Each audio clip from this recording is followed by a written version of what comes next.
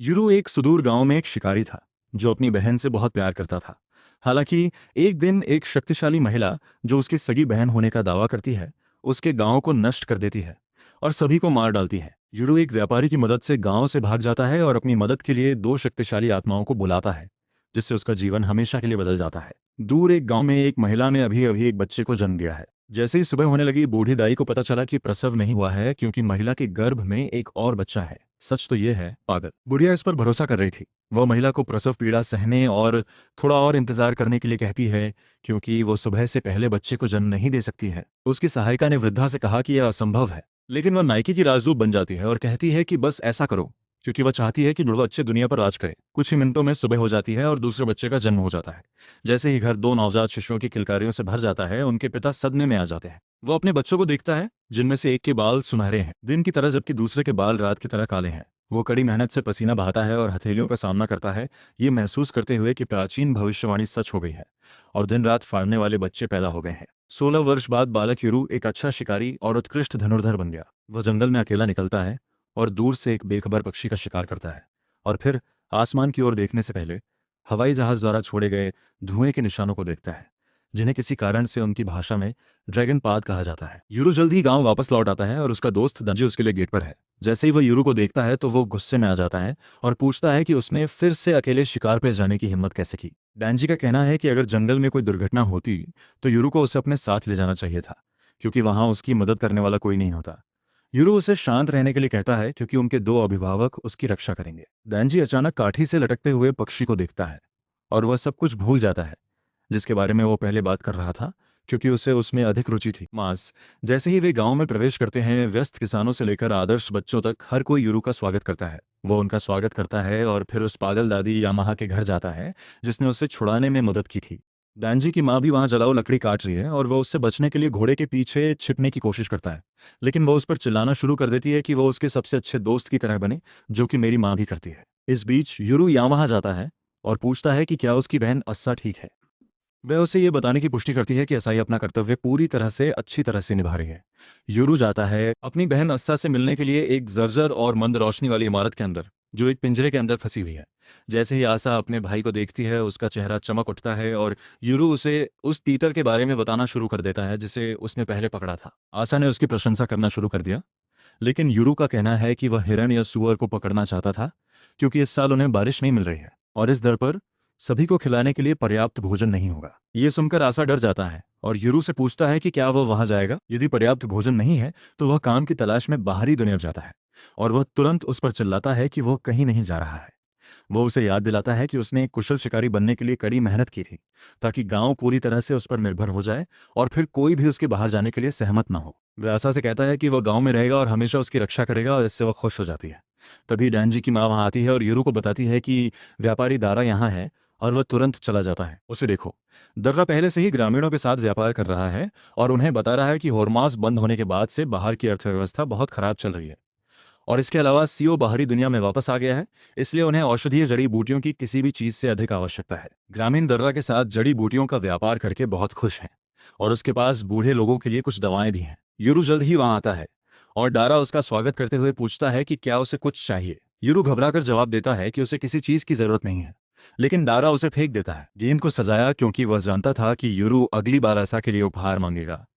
एक बार जब डर्रा चला जाता है, यूरू और दानजी किसानों को उनकी फसल सुखाने में मदद करते हैं और दानजी टिप्पणी करते हैं कि वह बड़ा होकर काम करने के लिए गांव से बाहर जाना चाहते हैं। उनका कहना है कि जो लोग चले जाते हैं वे शायद ही कभी घर लौटते हैं, इसलिए बाहरी दुनिया एक अच्छी जगह होनी चाहिए। लेकिन यूरू उसकी तरह नहीं सोचता।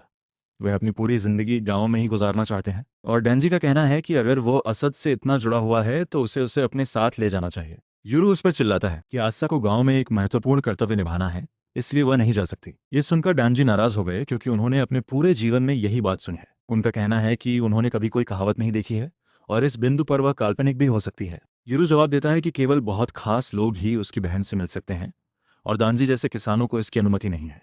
डांजी इस अपमान पर हाथ उठाने के लिए तैयार हैं, तभी अचानक दोनों लड़कों को अपने गांव की ओर आने वाले हवाई जहाज़ों की आवाज़ सुनाई देती है।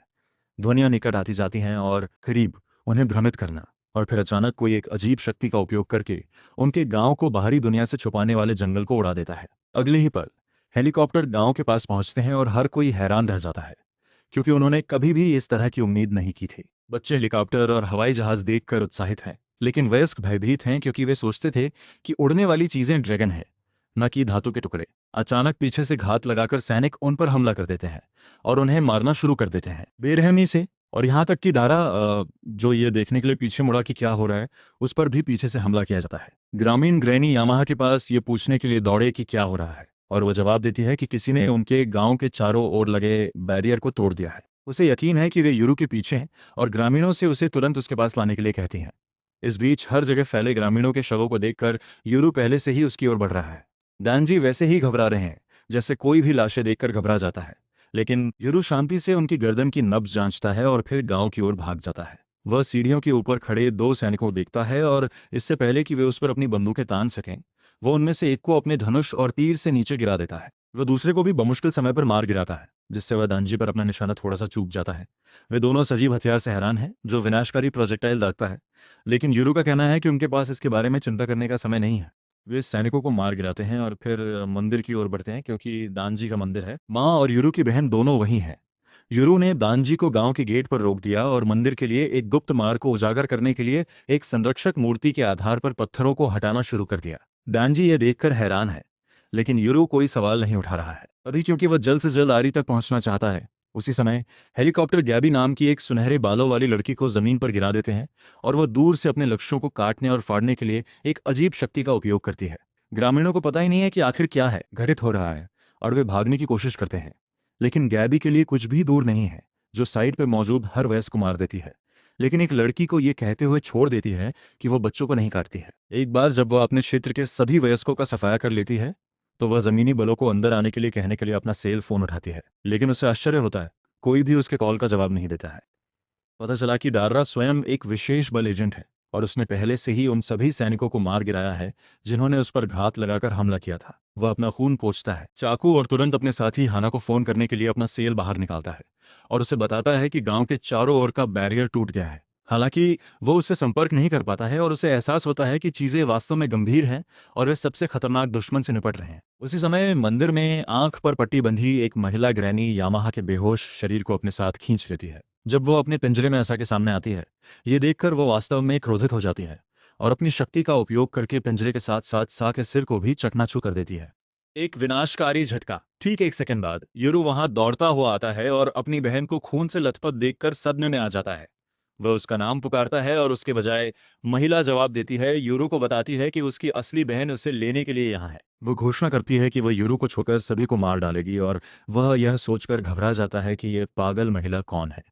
वह आशा को मारने के बाद अपनी बहन होने का दावा करने के लिए उस पर क्रोधित है और उसे गोली मारने की कोशिश करता है। हालांकि महिला तुरंत प्रतिक्रिया करती है और खुल जाती है। उसे नीचे गिराने की उसकी शक्ति इस प्रक्रिया में मंदिर में एक छेद कर देती है। उसी समय दर्रा गांव के चारों ओर हेलीकॉप्टरों पर नजर रखते हुए सटीकता के साथ सैनिकों को नीचे गिराते हुए गांव से होकर गुजरता है। वह जल्द ही गैबी के पास पहुंचता है और देखता है कि दूर से दुश्मनों को काटने की उसकी शक्ति वास्तव में एक डरावना भूत है, जो कई आंखों वाला एक विशाल जबड़ा है। वह इसे देखकर वास्तव में आश्चर्यचकित नहीं होता है और उस पर निशान साधता है, लेकिन गैबी इस बात से प्रभावित है कि वो आदमी उसकी बुलाई हुई आत्मा को देख सकता है। वो जबड़े की आत्मा से उस पर हमला करता है, लेकिन डारा उसके हमले से बच जाता है और जवाबी फायरिंग करता है। जबड़े की आत्मा गोलियों से अपने मालिक की रक्षा करती है, इसलिए दारा ने अपनी रणनीति बदल दी और गैबी पर ग्रेनेड फेंक दिया। मंदिर में वापस यूरू अभी भी सचेत है और महिला माफी मांगती है, क्योंकि वह सिर्फ उसका तीर तोड़ना चाहती थी, लेकिन अंततः उसे चोट पहुंचाई। जैसे ही वह उठने की कोशिश करता है, वह गेंद जो उसने साफे के लिए खरीदी थी उसके कपड़ों से गिरकर उसकी ओर उछलती है और खून के ढेर में गिर जाती है। सौभाग्य से ये यामाहा के पैर से उछलकर उसे वापस उसके पास ले आया इंद्रियां, और वह अपनी शक्तियों का उपयोग करके महिला के हाथ को बांधने के लिए असाव के खून से एक खौफनाक प्राणी को बुलाती है। वह दारा पर यूरू को ले जाने और वास्तविक दुनिया में छिपने के लिए चिल्लाती है, और अगले ही पल डारा उसकी फरमाइश पूरी करने के लिए वहां आ जाती है। वो यूरू को पकड़ लेता है और भाग जाता है, जबकि यामाहा उससे कहती है कि इन लोगों को कभी भी लड़के को ढूंढने ना दे। उसी समय दांजी अपनी घायल मां की देखभाल कर रहा होता है जब वह देखता है कि व्यापारी यूरू को आलू के थैले की तरह ले जा रहा है। डारा उसे गुप्त मार्ग से ले जाता है और उसे बताता है कि वे हैं पहाड़ों पर चढ़ जाएगा, लेकिन यूरू की पूरी दुनिया बिखर गई है और वह नहीं जानता कि अभी क्या करना है। डारा जवाब देता है कि एक बार वे सुरक्षित हो जाएंगे तो वह सब कुछ समझा देगा।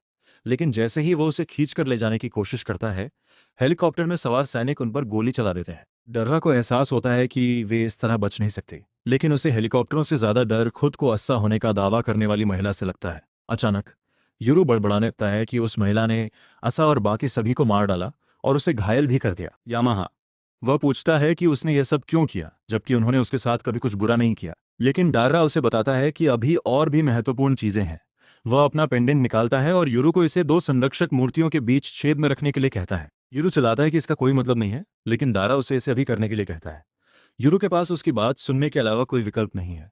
लेकिन जब वह छेद के पास पहुंचता है तो उसे पता चलता है कि उसके अंदर कचरा जमा हो गया है। डेरा उसे इसे साफ करने के लिए कहता है, ये पूरी तरह से जानते हुए कि स्नाइपर्स हैं। यूरो पर एक स्पष्ट लक्ष्य है, लेकिन वह यह भी जानता है कि उन्हें उसे जीवित पकड़ने की जरूरत है। यूरो कचरे को साफ करने के लिए उसे रगड़ना शुरू करता है और फिर उसके अंदर पेंडेंट रख देता है। जैसे ही वह ऐसा करता है, दर्रा आगे बढ़ता है और अपना सिर जमीन पर पटक देता है। यूरो उस पर चिल्लाता है, पूछता है कि वह किस लिए था, लेकिन उसके खून की कुछ बूंदें जब पेंडेंट पर गिर जाती हैं और वह चमकने लगता है। निशानची दारा को समीकरण से बाहर निकालने के लिए उस पर निशाना साधता है। तभी अचानक दो अभिभावक प्रतिमाएं चमकने लगती हैं, सबको अंधा कर देना। अगले ही पल हेलीकॉप्टर अपना संतुलन खो देते हैं, क्योंकि उन पर दो शक्तिशाली जंगली आत्माओं द्वारा हमला किया जाता है। यूरो विस्मय और भय से देखता है जब आत्माएं हेलीकॉप्टरों को नीचे लाती हैं और उन्हें उसके ऊपर फेंक देती हैं, लेकिन सौभाग्य से डर्रा उसे गिरते मलबे से बचा लेता है। जैसे ही हवा में धूल भर जाती है, यूरो को दो आवाजें सुनाई देती हैं। पुरुष आवाज कहती है कि इस बार उनका मालिक एक बच्चा है, लेकिन ऐसा लगता है कि उसके साथ घुलना मिलना आसान होगा। महिला की आवाज जवाब देती है कि चाहे उनका मालिक कितना भी बूढ़ा क्यों न हो, वे उसकी आज्ञा मानने के लिए बाध्य हैं। आदेश। जैसे ही धूल और धुआं शांत हुआ, उसने अपने सामने दो विशाल लोगों को देखा और दारा उसे बताता है कि इस दुनिया में अलौकिक संस्थाएं होती हैं। लोग उन्हें भूत, प्रेत, राक्षस और भी बहुत कुछ कहते हैं, लेकिन उनका असली नाम राक्षस है और उसके सामने जो जोड़ी खड़ी है वो उसके शैतान है। यूरो को वह अतीत याद है जब उसके पिता पहली बार उसे संरक्षक की मूर्तियों के नीचे गुप्त मार्ग पर ले गए थे। उन्होंने उसे बताया कि यह मार्ग बहुत पहले उनके शासक द्वारा बनाया गया था, जब यह गांव हुआ करता था। एक किला बनो। इसने दो संरक्षक मूर्तियों को मंदिर से जोड़ा और यूरो के पिता ने उनसे कहा कि इस रास्ते का उपयोग केवल तभी करें जब यह वास्तव में आवश्यक हो। रास्ते के अंत में उन्होंने उसे बताया कि उनके बाएं और दाएं नाम के दो संरक्षक देवता हमेशा उन पर नजर रख रहे हैं और वर्तमान में वे उसे वही बात बताते हैं।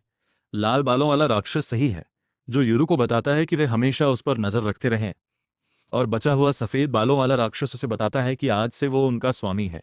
ये सुनकर यूरो अवाक रह गया और वो उसे आश्चर्य होता है कि क्या डेरा ने उसे चीजें दिखाने के लिए उसके सिर पर बहुत जोर से प्रहार किया। राइट यूरो के बालों को सहलाना शुरू कर देता है और कहता है कि रोने वाली बच्ची उनका नया मालिक है। लेकिन लेफ्ट ने उसे अपने शिष्टाचार पर ध्यान देने के लिए कहा, क्योंकि भले ही यूरो एक बच्चा हो जो उनके सामने बड़ा हुआ हो, वो उनका गुरु है। डर्रा भी उनका स्वागत करता है और दोनों राक्षस उसे एक राक्षस अनुचर के रूप में पहचानते हैं। राइट का कहना है कि उन्होंने देखा कि धातु के पक्षी उन्हें परेशान कर रहे हैं, इसलिए उन्होंने उन्हें नीचे ले लिया। दर्रा उन्हें धन्यवाद देता है और कहता है कि उन्हें पहाड़ से नीचे चढ़ने की जरूरत है, तुरंत, क्योंकि कुछ खतरनाक लोग उनके पीछे हैं। लेकिन राइट ने उत्तर दिया कि वह उनका स्वामी नहीं है, इसलिए वह उन्हें नहीं बता सकता कि क्या करना है। लेफ्ट का कहना है कि वे केवल यूरो के आदेशों का पालन करेंगे और डारा बताते हैं कि उनका मालिक एक बेवकूफ़ है जो यह भी नहीं जानता कि क्या हो रहा है। तभी गैबी वहां पहुंचती है और बात करना शुरू कर देती है कि दोनों राक्षस कितने मजबूत दिखते हैं। वह यूरो पर एक नज़र डालती है और महसूस करती है कि वह वही होगा जिसे वे ढूंढ रहे हैं। वह कहती है कि यदि वह असा का भाई है तो उसे उसके साथ आना चाहिए, और स्वयंभू असद ने उसकी बहन और ग्रामीणों के साथ जो किया उसे याद करके यूरो क्रोधित हो जाता है। वो गुस्से में गैबी से पूछता है कि क्या उसने ग्रामीणों को मार डाला है, और वह गर्व से पुष्टि करती है, ठीक है, ठीक है। और वामपंथी उनके गुस्से को समझ सकते हैं और सदियों से पत्थरों में फंसे रहने के बाद कुछ कार्रवाई करना चाहते हैं। वे यूरो से कहते हैं कि वे जिसे भी आदेश देंगे उसे पीटेंगे उन्हें, लेकिन यूरो ने उत्तर दिया कि वे गांव के संरक्षक देवता हैं, इसलिए वह उन्हें आदेश नहीं दे सकता। ये सुनकर दोनों राक्षस आश्चर्यचकित हो जाते हैं, लेकिन फिर यूरो कहता है कि वो केवल उनसे अनुरोध कर सकता है। उनका पहला अनुरोध गांव में बचे लोगों को ढूंढना और उन्हें सुरक्षित स्थान पर ले जाना है, जबकि उनका दूसरा अनुरोध गैबी को बिल्कुल भी ना छूना है, क्योंकि वो उनका लक्ष्य है। वो अपने तरकश से एक तीर निकालता है और उसे लोड करता है, और गैबी उस समय से भी अधिक घबराने लगती है जब उस पर ग्रेनेड फेंका गया था। उसे यूरो अपने राक्षसों से कहता है कि इसके अलावा वे जो चाहे कर सकते हैं। उसी समय यामाहा अभी भी स्वघोषित हिस्सा को वापस पकड़ने की कोशिश कर रही है, लेकिन वह उसे दीवार के खिलाफ पटक देती है और उसे शाप देती है, कसम खाती है कि उसने जो किया उसके लिए वे बूढ़ी औरत को कभी नहीं भूलेंगे। वो उससे बाहर भाग जाती है और रास्ते में उसे डैनजी और उसकी मां मिलती है, लेकिन वो पहले ही अपना लक्ष्य हासिल कर चुकी है, इसलिए वो उन्हें मारने की परवाह नहीं करती है। इस बीच राइट ये सुनकर उत्साहित हो जाता है कि यूरो ने उन्हें मुफ्त में दे दिया है, राज करो, और वह सीधे गांव की ओर दौड़ पे। गैबी उसे अपने जबड़े से काटने की कोशिश करती है, लेकिन राइट तेज है और वह लड़की को चेतावनी देने से पहले तुरंत जबड़े से गुजर जाता है कि उसका साथी उनमें से अधिक भयंकर है। अगले ही पल मम्मी ने अपनी पूरी ताकत से जबड़े के दानव को लात मारी और उसे एक चट्टान की दीवार से टकरा दिया, और यूरो इस मौके का उपयोग गैबी के पैर में तीर चलाने के लिए करता है। वह एक और तीर लोड करता है, लेकिन गैबी तुरंत प्रतिक्रिया करती है, जबड़े के दानव को उसे ले जाने के लिए बुलाती है, सुरक्षा के लिए दूर। यूरो ने लेफ्ट के साथ उसका अनुसरण करने का फैसला किया, और उसी समय राइट नरसंहार के बीच बेहोश पड़ी लड़की को जगाता है।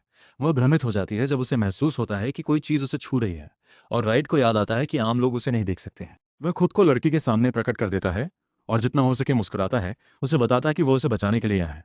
हालांकि लड़की उसे और हंस राइट के संवेदनशील दिल को देखकर बेहोश हो जाती है। वैसे भी वो आसपास के सभी बचे लोगों को बचाता है, और वे सभी बच्चे हैं। वह उसे पता चलता है कि हमलावरों ने वयस्कों पर कोई दया नहीं दिखाई, लेकिन उन्होंने किसी भी बच्चे को नुकसान नहीं पहुंचाया, जिससे वह उनकी क्रूरता के बारे में भ्रमित हो गया।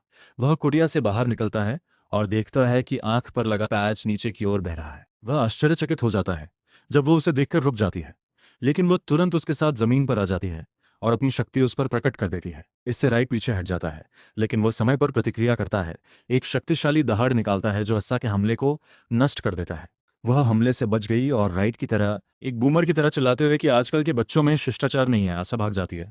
राइट एक बार फिर उससे निराश हो गया, लेकिन फिर उसे उसके बारे में कुछ अजीब बात सूझी। वहीं गैबी मुश्किल में है। भले ही वह एक घर के अंदर छिपी हुई है और गेट को अवरुद्ध करने के लिए अपने राक्षसों का उपयोग कर रही है, फिर भी वह असुरक्षित महसूस करती है, क्योंकि वामपंथ की क्रूर ताकत उसके राक्षसों का मुंह खोलने के लिए पर्याप्त है। मांसल माँ अपनी उंगलियां मुंह के अंदर डालती है और जबड़ों को खुला कर देती है, जिससे यूरू को मौका मिल जाता है गैबी के कंधों पर एक और तीर चलाने के लिए। सौभाग्य से आशा तभी वहां पहुंच जाती है और वह अपनी शक्ति का उपयोग करके उस इमारत को गिरा देती है जहां गैबी फंसी हुई है।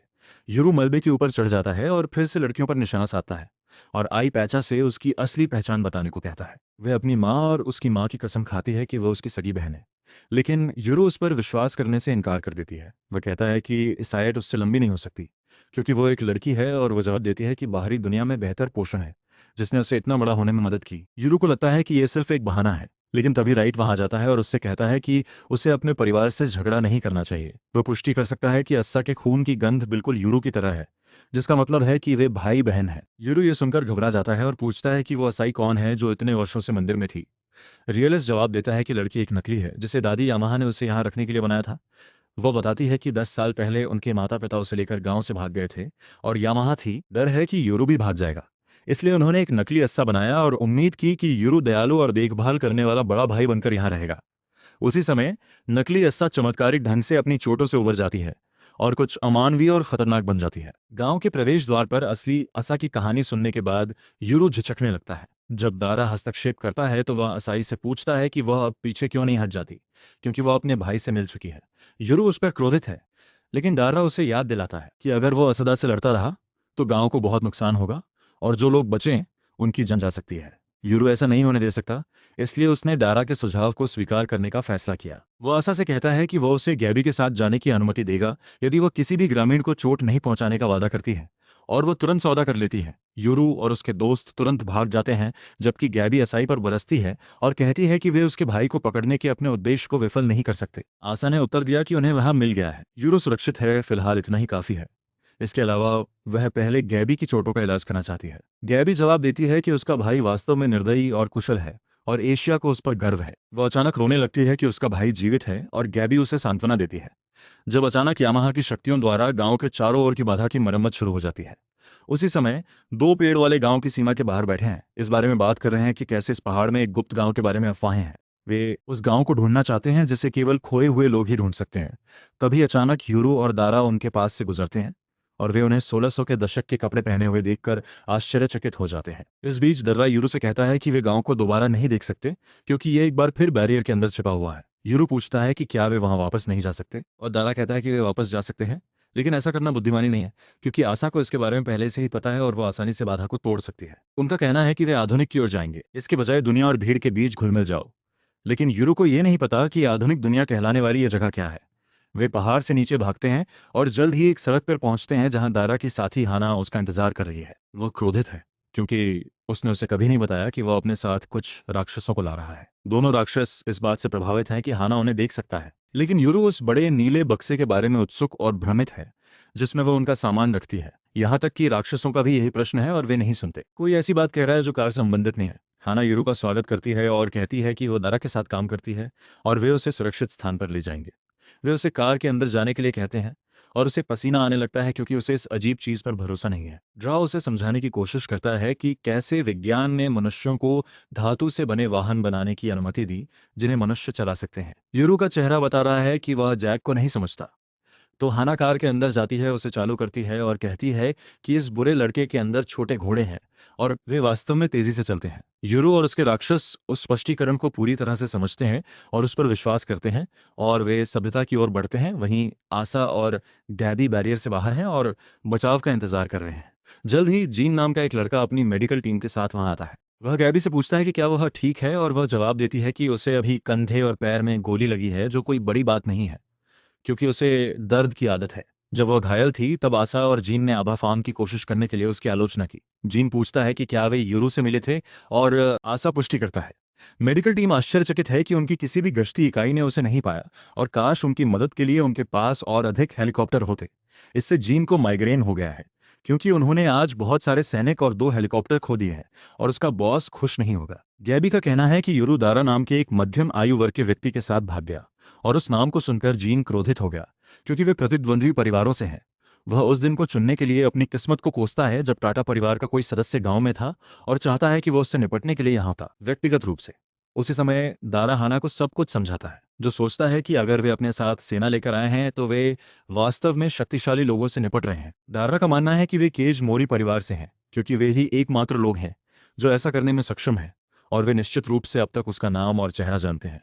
वह अपना रूप और पहचान बदलकर एक नई जगह पर जाने का फैसला करता है। तभी दोनों अभिभावकों को कुछ महसूस हुआ और उन्होंने डार्रा को यह बताने के लिए कार की खिड़की पर दस्तक दी कि राक्षस पीछा कर रहे हैं उन्हें।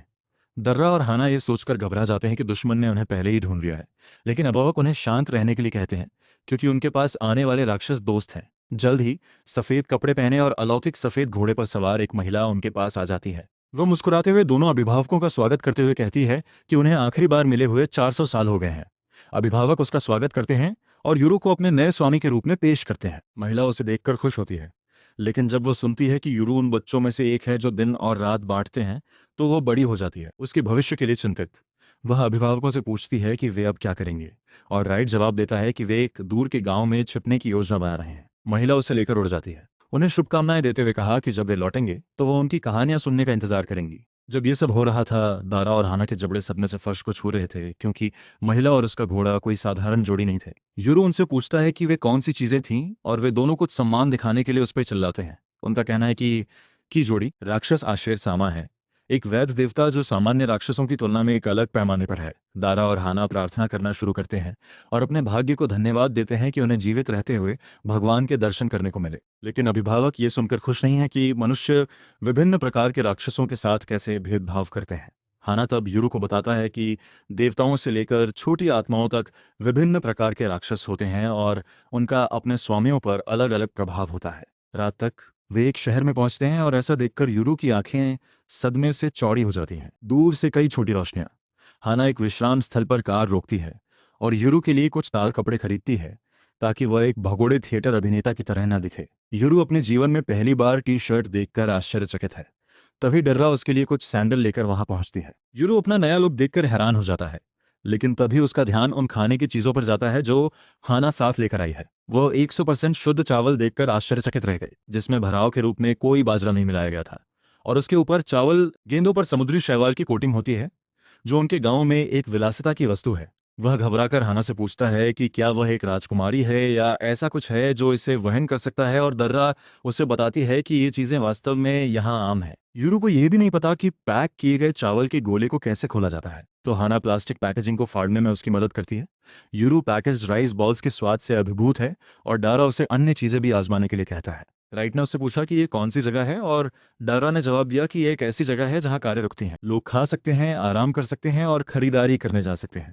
ये सुनकर दोनों अभिभावक उत्साहित हो जाते हैं और डारा पूछते हैं कि क्या वे इसकी जांच करना चाहेंगे। वे मना कर देते हैं क्योंकि वे अपने मालिक पे नज़र रखना चाहते हैं और ड्रा हाना के साथ डिनर करने का ये मौका लेता है। एक बार एक रेस्तरां के अंदर हाना दारा से पूछती है कि यूरो कितना जानता है।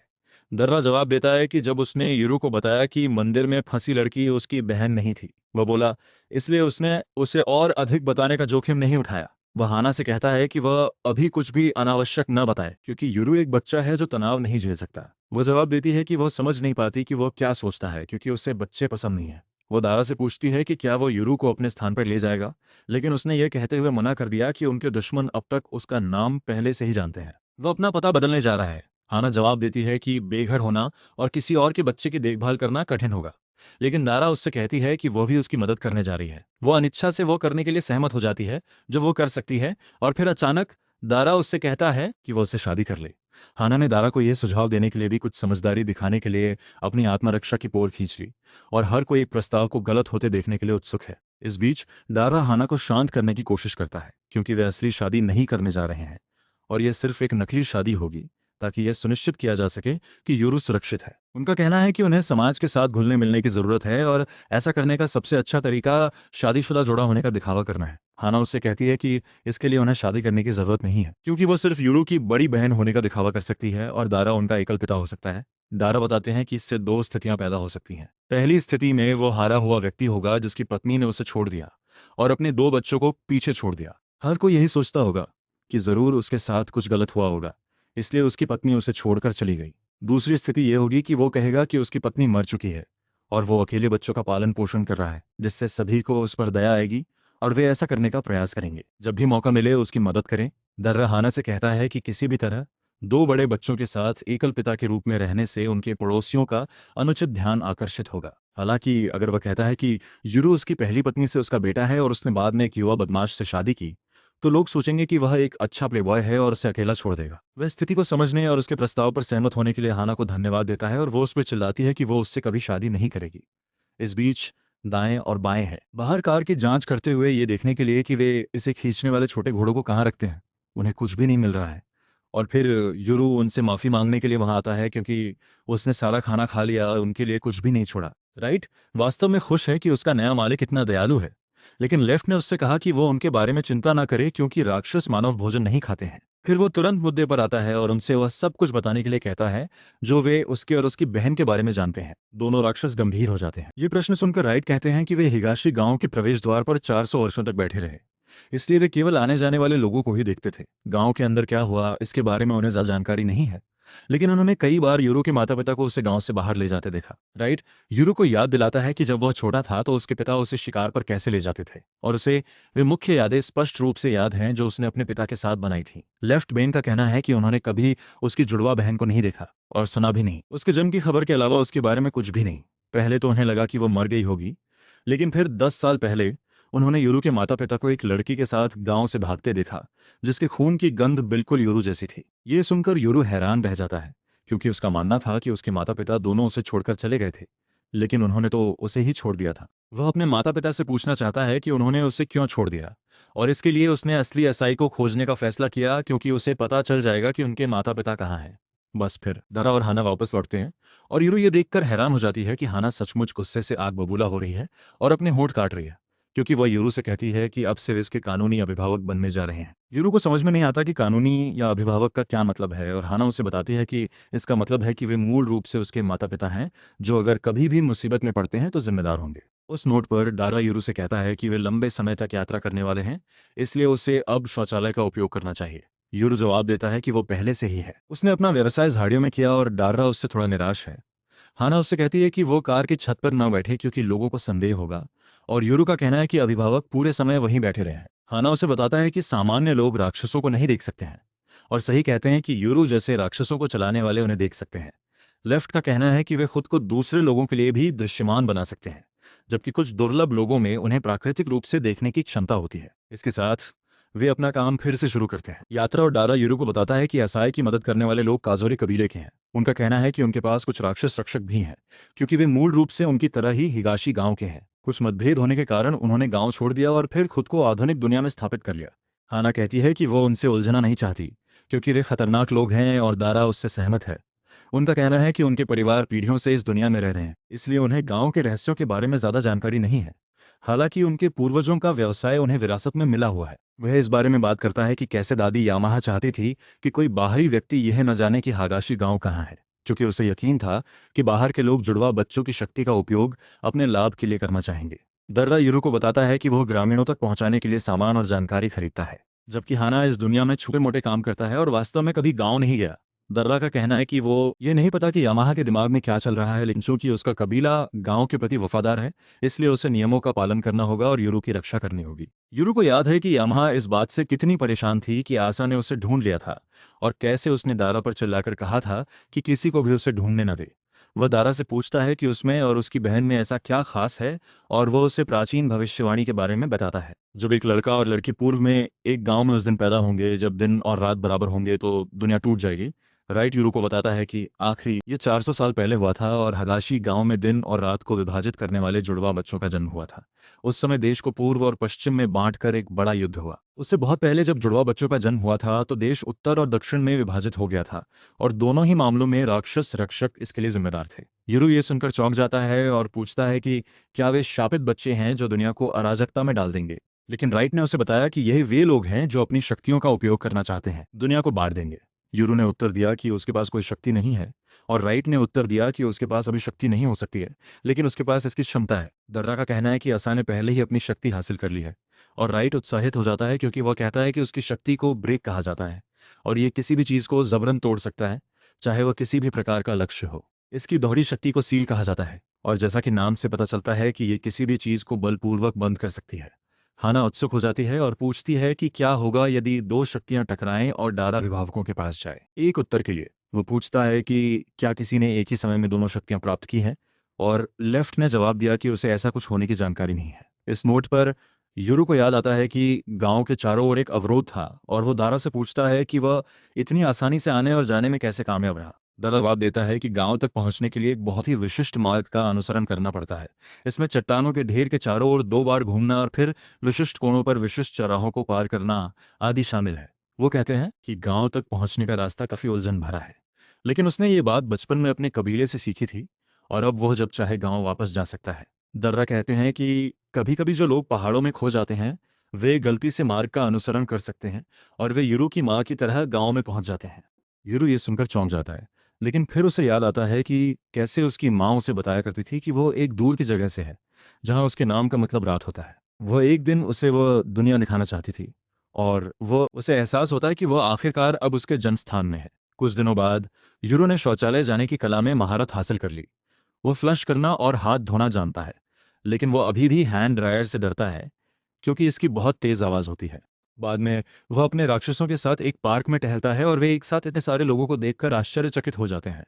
वे टिप्पणी करते हैं कि आधुनिक दुनिया वास्तव में दिलचस्प है, और अगर इतने सारे लोग यहाँ हैं तो यह जगह देश की राजधानी होनी चाहिए। यूरू जवाब देता है कि दारा ने कहा कि राजधानी एक जगह है, इसे टोक्यो कहा जाता है, जिसमें 10 मिलियन लोग रहते हैं, और अभिभावक ये सुनकर आश्चर्यचकित हो जाते हैं क्योंकि वे गणना करने की कोशिश करते हैं कि 10 मिलियन लोग एक दिन में कितना चावल खाएंगे। वैसे भी यूरो का कहना है कि यह उनके छिपने के लिए सबसे अच्छी जगह है, और लेफ्ट का कहना है कि वे उसकी बहन को भी खोजने की कोशिश करेंगे। यूरो का कहना है कि दारा और हाना अच्छे लोग हैं, लेकिन वे ग्रैनी यामाहा से जुड़े हुए हैं जिन्होंने इतने सालों तक उससे झूठ बोला और नकली अस्सा बनाकर उसे गांव में फंसाने की कोशिश की, इसलिए वो उन पर भरोसा नहीं कर सकते। लेकिन वह नहीं कर सकता वास्तविक निबंध पर भी पूरा भरोसा करें। वो उसे पकड़ना चाहता है ताकि वो उसे अपने माता पिता के पास ले जाए, क्योंकि केवल उनके पास ही इसका जवाब होगा कि वे अपनी बेटी के साथ गांव से क्यों भाग गए। वो अपने राक्षसों से पूछता है कि क्या वे उसकी मदद करेंगे, और राइट उत्साहित है क्योंकि ये मजेदार लगता है। लेफ्ट अपने साथी से कहती है कि जब उनका मालिक इतना गंभीर हो तो वो ऐसे मूर्खतापूर्ण व्यवहार न करें। राइट ने उससे पूछा कि वो इसके बारे में क्या सोचती है, और उसने जवाब दिया कि उसे पसंद नहीं है कि लोग उसका पीछा करें क्योंकि वो ऐसा करती है शीर्ष शिकारी, और वह इसके बजाय पीछा करना चाहती है। जहां यूरू उसके रवैये से भयभीत है, वहीं राइट को उस पर गर्व है। इसके साथ वे दारा से बात करने जाते हैं, जो हाना के साथ अपनी कॉल समाप्त करता है और यूरू को बताता है कि उनके पास अच्छी खबर है क्योंकि हाना को उनके रहने के लिए जगह मिल गई है। इसके बजाय यूरो अपने सेल फोन के बारे में अधिक उत्सुक है, और डारा उसे समझाने की कोशिश करता है, लेकिन उसे सही शब्द नहीं मिल पाते। इसलिए उसने हाना के दृष्टिकोण को अपनाने का फैसला किया और उसे बताया कि यह भेजने के लिए एक धुआं संकेत है, एक व्यक्ति को संदेश। जल्द ही वे उस अपार्टमेंट में पहुंचते हैं जिसे हाना ने उनके लिए किराए पर दिया है, और यूरो उसमें प्रवेश करने पर चकित हो जाता है। वो अपार्टमेंट को स्कैन करता रहता है क्योंकि वो जानना चाहता है कि अंदर की विशाल पत्थर की इमारतें कैसी हैं। हाना उसकी चौंका देने वाली प्रतिक्रियाओं की इतनी आदी हो गई है कि उसे अब इसकी परवाह भी नहीं है। वो दारा को बताती है कि बिजली और पानी के कनेक्शन पहले ही स्थापित हो चुके हैं और वे गैस कनेक्शन के भी सक्रिय होने का इंतजार कर रहे हैं। वो दारा को वेस्टर्न लुक वाला कमरा देती है, यूरू को बताते हुए कि वह टाटामी मैट वाले पारंपरिक जापानी कमरे का उपयोग कर सकता है। यूरू अपने कमरे में तातामी चटाई देखकर बिल्कुल निराश हो जाता है, क्योंकि वे गांव में एक विलासिता की वस्तु हैं जिनका उपयोग केवल विशेष अवसरों पर ही किया जाता है। वह ये देखने के लिए चटाइयों को चाटने के लिए तैयार है कि क्या वे असली हैं, और फिर वो उन पर टूट पड़ता है और हाना से पूछता है कि क्या उसे यकीन है कि वो इतनी महंगी जगह पर रह सकता है। तभी वो अपनी आंखें खोलता है और देखता है कि एक कुत्ता और बिल्ली उसे देख रहे हैं, और बिना किसी चेतावनी के उन्होंने उसके चेहरे पर जोरदार प्रहार किया। यूरू की चीख उसके राक्षसों तक पहुंचता है जो बाथरूम की जांच कर रहे हैं, और वे तुरंत अपने मालिक के कमरे में जाते हैं ये देखने के लिए कि क्या हो रहा है। हाना अपने पालतू जानवरों का परिचय करा रही है। कुत्ता गायरो और खौफनाक नारंगी कैटो दाएं और बाएं तुरंत बैठ जाते हैं और पालतू जानवरों का स्वागत करते हैं और उन्हें अंदर आने के लिए धन्यवाद देते हैं। वे खुद को यूरू के राक्षसों के रूप में पेश करते हैं, और वो उलझन में है कि वे इस तरह से प्रतिक्रिया क्यों कर रहे हैं। वह तब और भी हैरान हो जाता है जब बिल्ली और कुत्ता अभिभावकों से हाथ मिलाते हैं, और तभी ड्रा वहां जाता है। वह अभिनंदन करता है। जानवर भी कह रहे हैं कि उन्होंने हाना के राक्षसों को पहले कभी नहीं देखा है। यूरू यह सुनकर अपना दिमाग खो देता है, क्योंकि उसे विश्वास नहीं हो रहा है कि एक सामान्य दिखने वाला कुत्ता और एक प्रमाणित विकृत व्यक्ति की तरह दिखने वाली बिल्ली राक्षस है। खैर, हन्ना के राक्षसों को उसका लहजा पसंद नहीं है, इसलिए उन्होंने उसकी उंगली काट दी और फिर उसकी आंत में मुक्का मारा ताकि वह अपना सबक सीख सके। दाएं और बाएं यूरो को अपने मेजबानों के सामने अच्छा व्यवहार करने के लिए कहते हैं, लेकिन वह अभी भी इस खबर को पचा नहीं पा रहा है। इसके बाद हाना अपने सामने एक अस्थायी नेम प्लेट लगाती है, दरवाज़ा जिस पर उसके परिवार का नाम लिखा हो। दर्रा का कहना है कि चूंकि वो पति है, इसलिए ये उसका नाम होना चाहिए, लेकिन हाना ने उसे याद दिलाया कि उनके दुश्मनों को उसके बारे में पहले से ही पता है, इसलिए बेहतर होगा कि वे उसका नाम इस्तेमाल करें। वे यूरू को भी इस नाम का उपयोग करने के लिए कहती है, और वे ये जानकर घबरा जाता है कि उन दोनों के पारिवारिक नाम है, क्योंकि उसके स्थान पर केवल कुलीनों के ही पारिवारिक नाम होते हैं। हाना उसे बताती है कि यहाँ हर किसी का एक पारिवारिक नाम है, लेकिन दारा ने यूरू को यह बताकर चीज़ों को और अधिक दिलचस्प बना दिया कि हाना एक पहाड़ का मलिक है। हाना उस पर चिल्लाती है कि वह रचना न करे, उलझन में है, और बताती है कि उसे कुछ ज़मीन विरासत में मिली है, लेकिन वह उसका रखरखाव नहीं कर सकती और इसे खरीदने के लिए भी कोई तैयार नहीं है। यूरू ने उत्साहपूर्वक उससे पूछा कि क्या वह उसके पहाड़ पर शिकार करने जा सकता है, जो एक प्रसिद्ध पिकअप लाइन है। हाना उससे कहती है कि वह ऐसा नहीं कर सकता, क्योंकि उसे इस दुनिया में शिकार करने के लिए लाइसेंस की आवश्यकता है। यूरो को इस पर विश्वास करना कठिन लगता है, और डारा उससे कहता है कि उसे कार चलाने के लिए भी लाइसेंस की आवश्यकता है, जिससे वह बिल्कुल भ्रमित हो गया। उसी समय ईसा एक भव्य हवेली में उसे प्रशिक्षण दे रही है। क्षमताएं।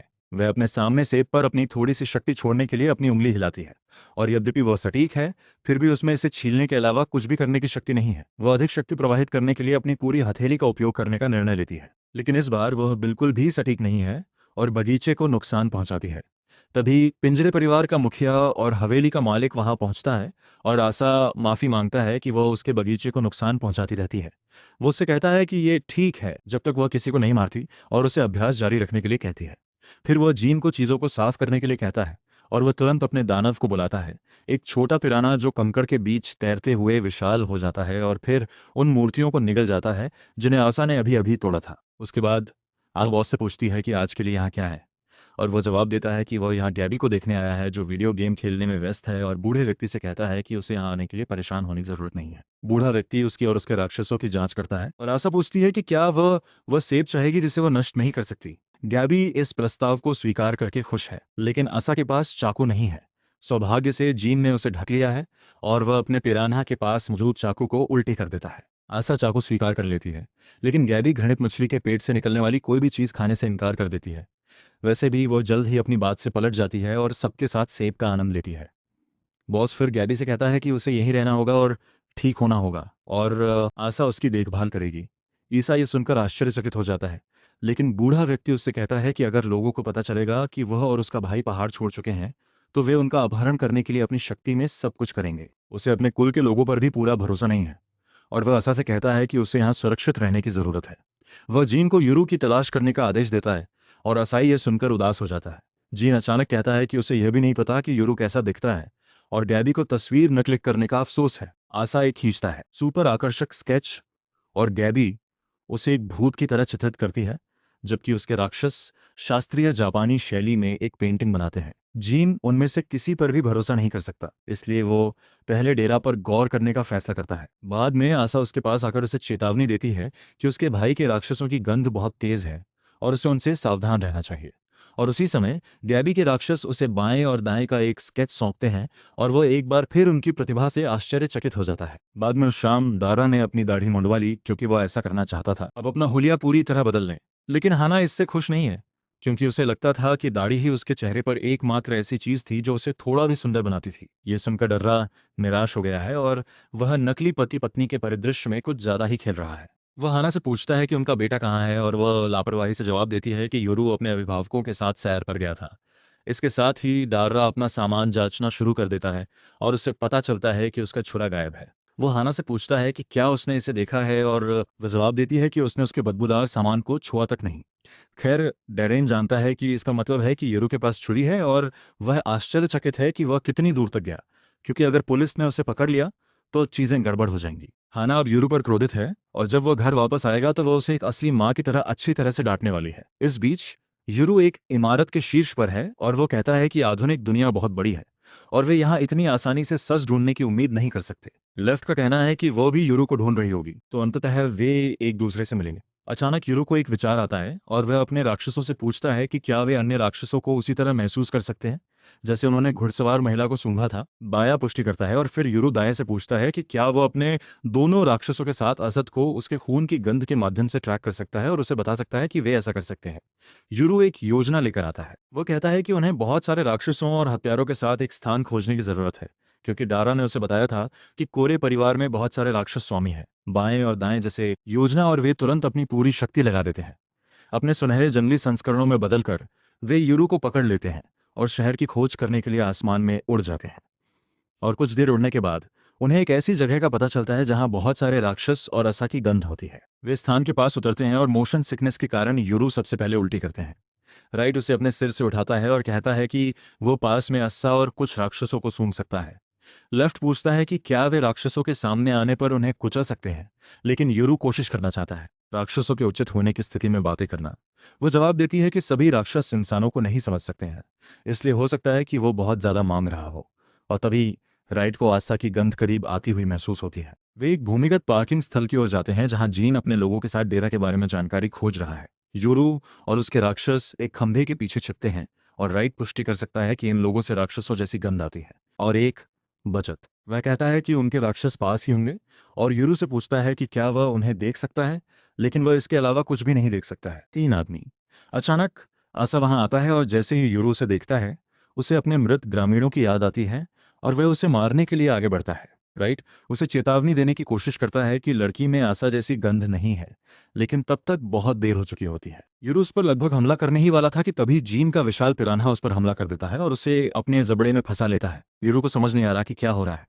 तो जिन ने बताया कि उसने सुना है कि उसके राक्षसों की नाक तेज थी, इसलिए उसने उन्हें लुभाने के लिए अस्सा के खून का इस्तेमाल किया, और जो साई वह अभी देखता है वह एक भ्रम है, उसके राक्षस द्वारा बनाया गया। वहीं हाना घबरा रही है और दारा से कह रही है कि उन्हें जल्द ही यूरू को ढूंढना होगा, और वो सोचता है कि वो किसी को चोट पहुंचा सकता है क्योंकि वो नियमों को नहीं जानता है। हाना उससे कहती है कि अगर उसे चोट लगी तो चीजें और भी बुरी होंगी। ड्रा इस बात से प्रभावित है कि वह यूरू की इतनी परवाह करती है, लेकिन हाना उससे कहती है कि उसे परवाह नहीं है कि लड़का जीवित रहे या मर जाए। वह बताती हैं कि उनके पास कोई दस्तावेज नहीं है और इससे भी महत्वपूर्ण बात यह है कि कोई बीमा नहीं है, इसलिए उन्हें उसके मेडिकल खर्च का भुगतान अपनी जेब से करना होगा। और यह डर्रा को भी घबराने के लिए काफी है। हाना तुरंत अपने कुत्ते गायरो के पास जाती है और उससे उसके जैकेट को सूंघकर यूरू का पता लगाने के लिए कहती है। जायरो पहले तो चुपचाप बताता है कि यूरू से कितनी बुरी बदबू आ रही है और फिर उसे ढूंढने के लिए इमारतों से छलांग लगाता है। उसी समय कोटो जीप का उपयोग करके गायरो के लाइव स्थान को ट्रैक करता है और डेरा ये देखकर आश्चर्यचकित हो जाता है कि एक बिल्ली आधुनिक तकनीक का इतनी अच्छी तरह से उपयोग कर सकती है।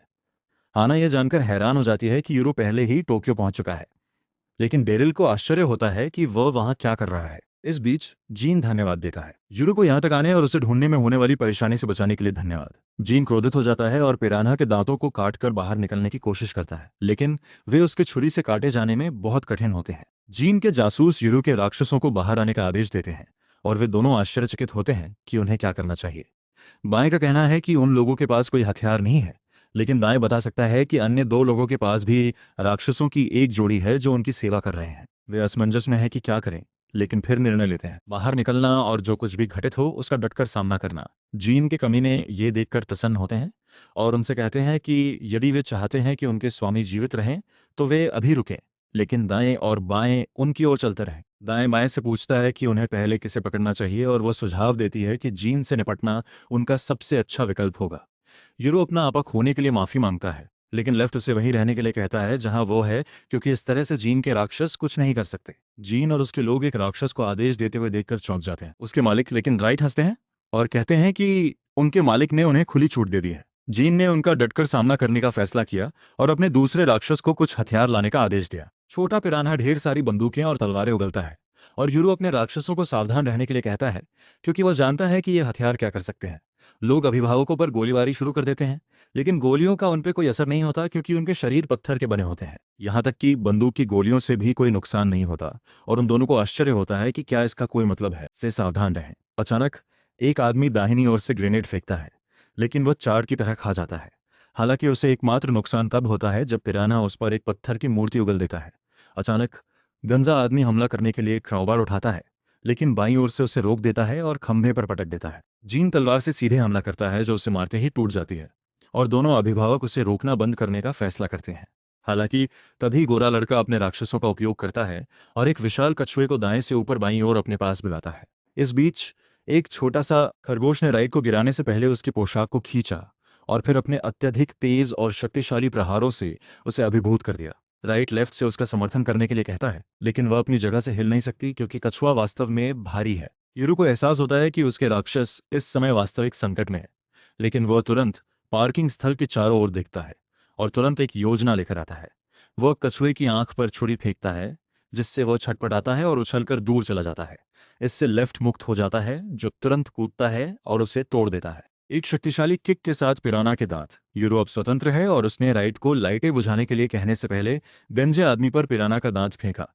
राइट जोर से दहाड़ता है, पार्किंग की सारी लाइटें जला देता है और अंधेरे में यूरो भाग जाता है। छोटा खरगोश अपने मालिक को बताता है कि यूरो के राक्षस दूर जा रहे हैं, लेकिन जीन ने उसे चिंता न करने के लिए कहा, क्योंकि तीसरे आदमी के राक्षस पहले से ही बाहर निकलने का इंतजार कर रहे हैं। अचानक उसे आशा की याद आती है, जो बात कर रही थी कि कैसे उसके भाई का दिमाग शिकारी जैसा है और वह जैसे ही यूरो उसके पीछे आता है और उसके पैरों पर हमला करता है, बमुश्किल समय पर प्रतिक्रिया करता है। वह हमले से पूरी तरह से बचने में सक्षम नहीं है और जब वह अपने दूसरे राक्षस को रोशनी चालू करने का आदेश देता है, उसके आदमियों को पता चला कि यूरो ने घायल जीन को बंधक बना लिया है और उसके राक्षस भी ज्यादा दूर नहीं गए हैं। गोरा लड़का उन पर चिल्लाकर पूछता है कि राक्षस अपने मालिक को खतरे में छोड़कर कैसे भाग सकते हैं, लेकिन अभिभावकों ने उसे बताया कि उन्हें अपने मालिक पर पूरा भरोसा है और वे कभी भी इतने दूर नहीं थे कि उसे खतरे में रहने दें। इस बीच यूरो जीन से पूछता है यदि वो उन लोगों में से था जिन्होंने उसके गांव पर हमला किया था।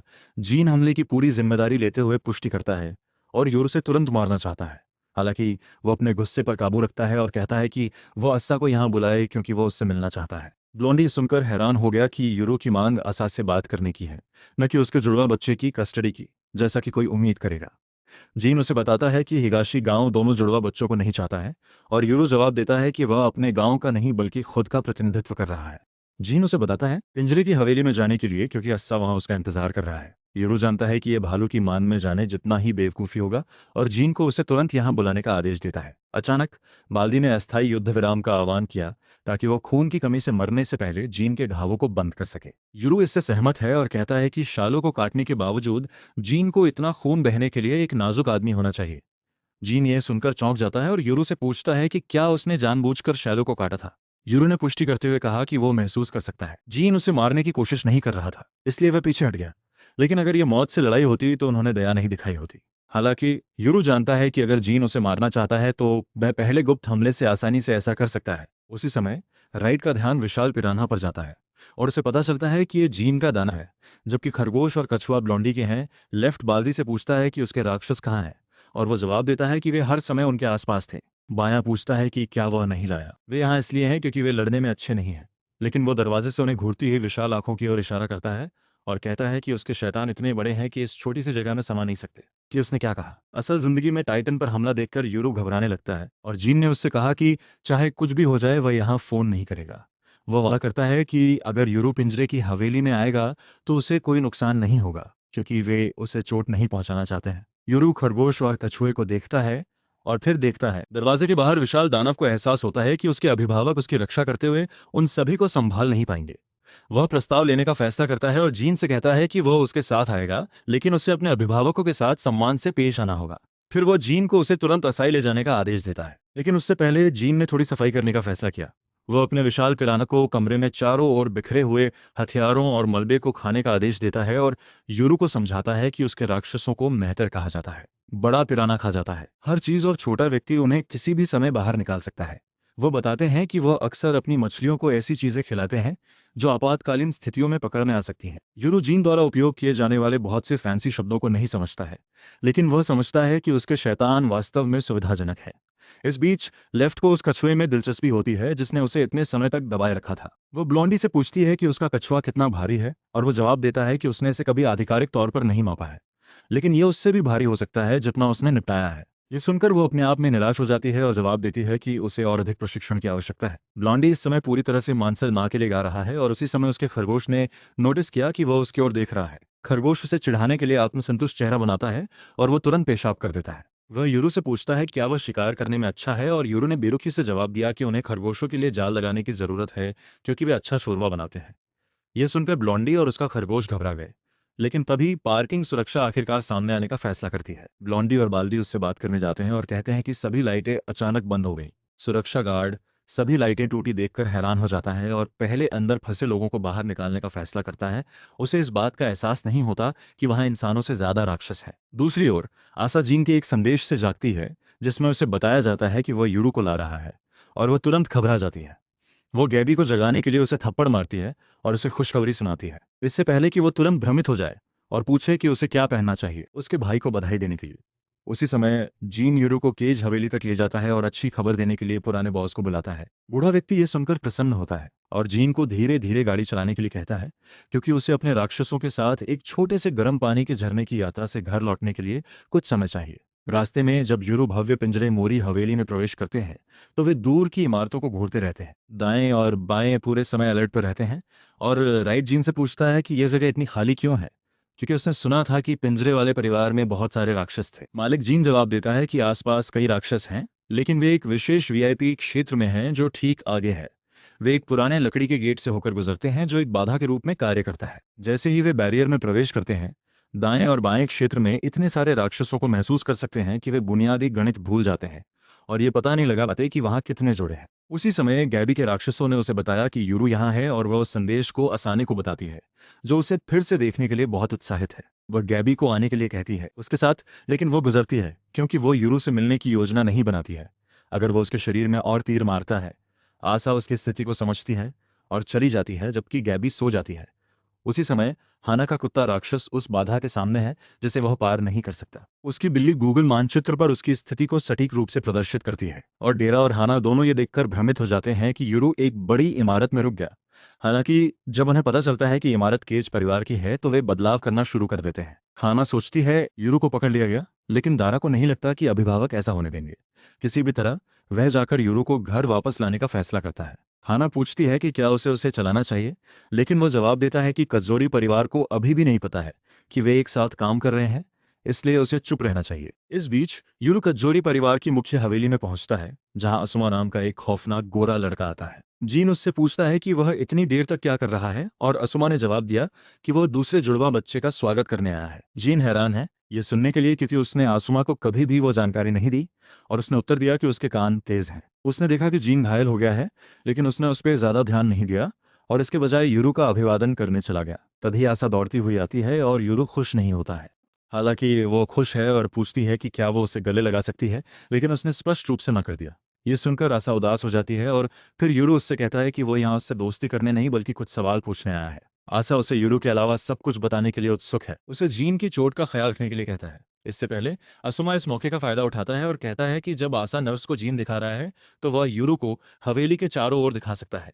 जीन ने यूरू की ओर से ये कहते हुए बेरुखी से मना कर दिया कि वह उनका मेहमान है और उनके साथ रहेगा। आसुमा जवाबी कार्रवाई नहीं करती है और एल जिन के साथ चली जाती है और बाल्दी को गार्ड ड्यूटी पर गेट पर रहने का आदेश देती है। वह यूरू से यह भी कहता है कि वह हवेली के अंदर उसके करीब रहे या वह खो जाएगा। इसके साथ वे अस्पताल में जाते हैं जहां बैगनी बालों वाले होते हैं खराब डॉक्टर जिम की चोटों का इलाज करता है।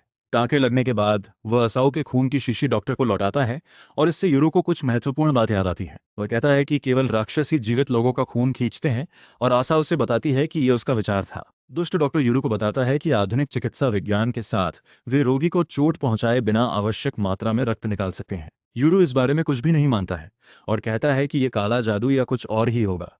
लेकिन आशा ने उसे आश्वासन दिया कि अगर कोई कुशल व्यक्ति इसे करता है तो यह पूरी तरह से सुरक्षित है और यहाँ तक कि दर्द रहित भी है। इसके साथ ही वो उसके सामने गंभीर भाव लेकर खड़ी हो जाती है और पूछती है कि क्या वह अब उसे गले लगा सकती है। वह मना कर देता है और उस पर गुर्राना शुरू कर देता है और कहता है कि उसकी छोटी बहन छोटी और प्यारी होती है लेकिन वह काफ़ी बड़ी है। आशा ने उससे कहा कि अगर वह यहाँ का खाना खाएगा तो बड़ा होकर मजबूत और स्वस्थ भी बनेगा। यूरो को शिकायत है कि यहाँ का खाना नमकीन है और बहुत ज़्यादा मसालेदार है, लेकिन वो चावल पसंद है। उसे अचानक एहसास होता है कि वो मुख्य मुद्दा भूल रहा है और आशा से पूछता है कि उनके माता पिता कहाँ हैं। ये सवाल सुनते ही उसका रवैया तुरंत बदल जाता है और वो झंझलाकर यूरो से कहती है कि उनके माता पिता यहाँ नहीं है। वह सोचता है कि यह संभव नहीं है, लेकिन असदत उसे बताता है कि उनके माता पिता गायब हैं और उसे नहीं पता कि वे कहाँ हैं। वह पूरी कहानी सुनाने के लिए जीन के पास जाती है और वो पूछता है कि उसे यूरो को कितना बताना चाहिए। ईसा कहती है कि उसे सब कुछ बताना चाहिए क्योंकि वो नहीं चाहती उसके भाई से झूठ बोलो। जीन ये सुनकर खुश नहीं है, लेकिन ये एक दुखद कॉल है, इसलिए वो इसका अनुपालन करता है। उनका कहना है कि यूरो के माता पिता के गांव छोड़ने के बाद बहुत कुछ हुआ। केज मोरी परिवार उन्हें अपने साथ ले गया और थोड़े समय के बाद उन्होंने यूरो की माँ के घर जाने का फैसला किया। ये सुनकर यूरो बहुत रोमांचित हो जाता है क्योंकि उसे याद आता है कि उसकी माँ इस दुनिया से कैसे थी और वो उसे अपने घर ले जाना चाहती थी। जीन का कहना है कि उनकी माँ ओकिनावा से थी और आशा बताती हैं कि यह दक्षिण में एक द्वीप है और उन्हें वहां जाने के लिए विमान लेने की जरूरत है। वहां पहुंचो। अपने गांव पर हमले के बाद यूरो को पता है कि विमान क्या है, लेकिन वो अभी भी ये सुनकर हैरान है कि वे वाहन है। आशा बताती है कि उसकी माँ उसके माता पिता को सिर्फ यह दिखाना चाहती थी कि वो किसी पहाड़ों में खोई नहीं है, बल्कि उसे एक परिवार मिल गया है, इसलिए वो घर जाने के लिए बहुत उत्सुक थी। उसने युवा आशा को पिंजरे वाले परिवार के पास छोड़ दिया और विमान पर चढ़ गई। लेकिन जब विमान उतरा तो उनके माता पिता में से कोई भी नहीं मिला। यूरू ये सुनकर हैरान हो जाता है और पूछता है कि क्या उनके माता पिता विमान से गिर गए, लेकिन अय उसे बताता है कि यह संभव नहीं है। यूरू पूछते हैं कि ऐसा कैसे हो सकता है और अगर उनके साथ कोई गार्ड नहीं था। जीन ने जवाब दिया कि उनके पास एक विश्वसनीय राक्षस रक्षक अंगरक्षक था, लेकिन वो भी उनके साथ गायब हो गया। यूरू का कहना है कि गार्ड अब संदिग्ध लग रहा है और जीन और आशा दोनों उस सिद्धांत से सहमत हैं। आशा का कहना है कि गार्ड हिगाशी गांव का एक गुप्त एजेंट हो सकता है जिसका मिशन उनके माता पिता के करीब जाना और उनका अपहरण करना था। जीन का कहना है कि ये काजोरी परिवार की विफलता थी, चाहे ये कैसे भी हुआ हो। यूरो पूछता है अपने माता पिता के लापता हो जाने के बाद आशा इन लोगों पर कैसे भरोसा कर सकती है, और वो जवाब देती है कि उसे केज परिवार पर भरोसा है क्योंकि पुराने मालिक ने उसे इतने लंबे समय तक सुरक्षित रखा है जब गांव उसके पीछे हत्यारों को भेजता रहा। यूरो के पास इसका कोई जवाब नहीं है और कमरा अजीब सी खामोशी से भर गया है। इस बीच कुछ दुश्मनों को पता चला है कि यूरो और असाए दोनों अभी पिंजरे की हवेली में है और उनके सबसे सक्षम योद्धा या तो घायल हो गए हैं या स्टेशन से बाहर हैं। उन्हें लगता है कि यह बिल्कुल सही समय है उन दोनों को पकड़ो, क्योंकि रात में आशा की शक्ति बहुत कम हो जाती है और यूरो की शक्ति अभी तक जागृत नहीं हुई है। उनमें से एक पूछता है कि वे यूरो के राक्षसों को कैसे संभालेंगे और योजनाकारों के नेता ने उत्तर दिया कि यदि यूरो अभी मर जाता है तो ये ठीक है, क्योंकि उन्हें अपने उद्देश्य को पूरा करने के लिए केवल आशा के सिर की आवश्यकता है। वे अपनी चाल चलने का निर्णय लेते हैं, लेकिन सौभाग्य से दाएं और बाएं एक मील दूर से ही उनके शत्रुतापूर्ण इरादे को भांप लेते हैं। बायां तुरंत खिड़की के पास जाता है और दो खौफनाक यिनयांग की तरह पर्दा खींचता है। राक्षस खिड़की से बाहर आ गए। हर कोई अपना पीछा कर रहे राक्षसों के साथ जितनी तेजी से भाग सकता है दौड़ता है और यूरो उसे जाल में फंसाने के लिए जीन को श्राप देता है। जीन का कहना है कि ये पिंजरे में बंद कबीले के राक्षस नहीं है और दुश्मनों ने उनकी बाधा तोड़ दी है। दाएं और बाएं सोचते हैं कि वे राक्षसों को हरा सकते हैं, लेकिन जीन उनसे यदि संभव हो तो अपने मालिक को जीवित पकड़ने के लिए कहता है। यूरो उससे पूछता है कि अगर वे मालिक को मार दें तो क्या होगा, और ब्लॉन्डी उत्तर देता है कि यदि राक्षसों को उनके स्वामी के मरने से पहले स्थानांतरित नहीं किया जाता है तो वे आवारा राक्षस बन जाते हैं और बन जाते हैं भूतों जैसी जगह पर फंस गए। यदि उन्हें कोई गुरु नहीं मिलता तो वे समय के साथ गायब हो जाते हैं, और यूरो को यह सचमुच दुखद लगता है। वह राक्षसों या उनके आकाओं को नहीं मारने का फैसला करता है और जीन से पूछता है कि क्या उसके पास कोई धनुष और तीर है। जीन तुरंत अपनी छोटी मछली से धनुष और तीर से संबंधित किसी भी चीज को उगलने के लिए कहता है, और कूड़े में बहुत सी चीजें हैं जिन्हें यूरो नहीं पहचानता। हालांकि वह उस धनुष को उठाता है जिससे वह सबसे अधिक परिचित है और छोड़ने से पहले राक्षसों की ओर एक तीर खींचता है, उनकी दिशा में शक्तिशाली शॉट। हालांकि वह तीर से भी सही निशाना नहीं लगा पाता जो छत की ओर उड़ जाता है, और यूरू इसका दोष धनुष पर मरते हुए कहता है कि इसमें समायोजन की आवश्यकता है। यिन यांग राक्षस अभी भी उन पर हमला कर रहे हैं, इसलिए वे एक सुरक्षित स्थान पर भाग जाते हैं जहां जीन गैबी को बुलाता है और उसे उनका समर्थन करने के लिए कहता है। दुर्भाग्य से गैबी उसके जबड़े के अंदर एक खौफनाक राक्षस के रूप में छिपा हुआ है, जबकि दूसरा अपने साथी को मुक्त करने की पूरी कोशिश कर रहा है। वो जीन से पूछती है कि आखिर क्या हो रहा है, और वह जवाब देता है कि वर्तमान में वे उन राक्षसों से लड़ रहे हैं जिन्हें उन्होंने पहले कभी नहीं देखा है। गैबी उसे एक मूर्ख बेवकूफ कहती है और उसे आरा घर की सुरक्षा का अपना काम करने के लिए कहती है। जीन जवाब देता है कि वह अभी घायल है, इसलिए वह पूरी तरह से नहीं लड़ सकता है, लेकिन यूरो और उसके राक्षस उनकी देखभाल कर रहे हैं। गैबी को यूरो का नाम सुनकर थोड़ा गुस्सा आता है, लेकिन उसे विश्वास है कि वो अपनी तरफ से चीजों को संभालने में सक्षम होगा।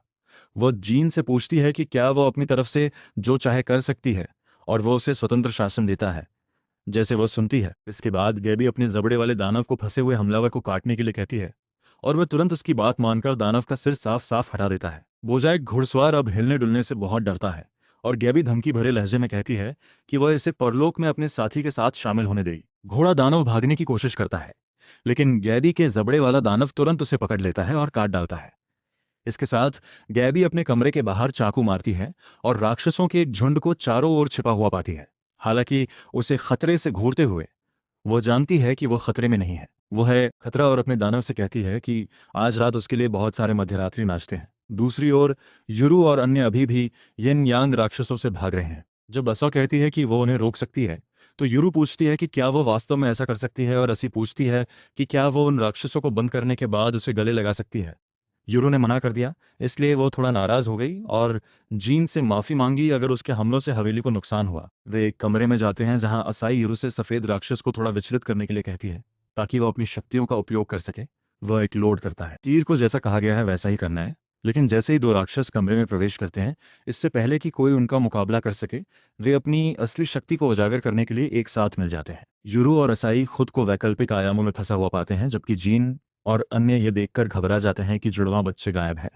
यिन यांग दानव अपना उद्देश्य पूरा करने के बाद भागने की कोशिश करता है, लेकिन ब्लोंडी ने तुरंत अपने कछुए को उसके ऊपर बुलाया और विशाल कैटरपिलर को उसकी जगह पर बंद कर दिया। उनका कहना है कि अगर ये दानव लोगों को बिना किसी निशान के गायब कर सकता है, तो ऐसा होना ही चाहिए। ऐसे इसके माता पिता के गायब होने से संबंधित वह अपने कछुए को अपना वजन और भी अधिक बढ़ाने का आदेश देता है, और यिन यांग दानव को और भी मजबूती से फर्श पर गिरा देता है।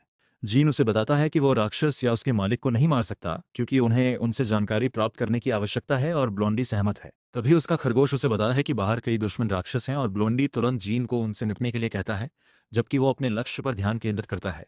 यहाँ तक कि खरगोश भी आसान रास्ता अपनाने का फैसला करता है और कहता है कि वो ऐसा करेगा अपने मालिक की रक्षा करें और जीन अनिच्छा से लड़ने के लिए तैयार हो जाए। वह जानता है कि बूढ़ा मालिक और उसके दो संभ्रांत अंगरक्षक स्टेशन से बाहर हैं, और एक अन्य कुशल राक्षस रक्षक भी काम करने की स्थिति में नहीं है। उसे एहसास होता है कि उसे यह लड़ाई बिना किसी सुदृढ़ीकरण की जीतनी है, और वो तुरंत गंभीर स्थिति में आ जाता है, क्योंकि वो अपने पिराना से एक ग्लॉक को बाहर निकालता है। इस बीच अंधेरे आयाम में फंसा असाक यूरू और अन्य लोगों को पुकारता रहता है, लेकिन कोई उसकी आवाज नहीं सुन पाता। यह एहसास होने पर कि वही सब कुछ है, वह अचानक अपना आत्मविश्वास खो देती है, अकेले, क्योंकि ये उसे उस समय की याद दिलाता है जब वह गांव के मंदिर में फंसी रहती थी।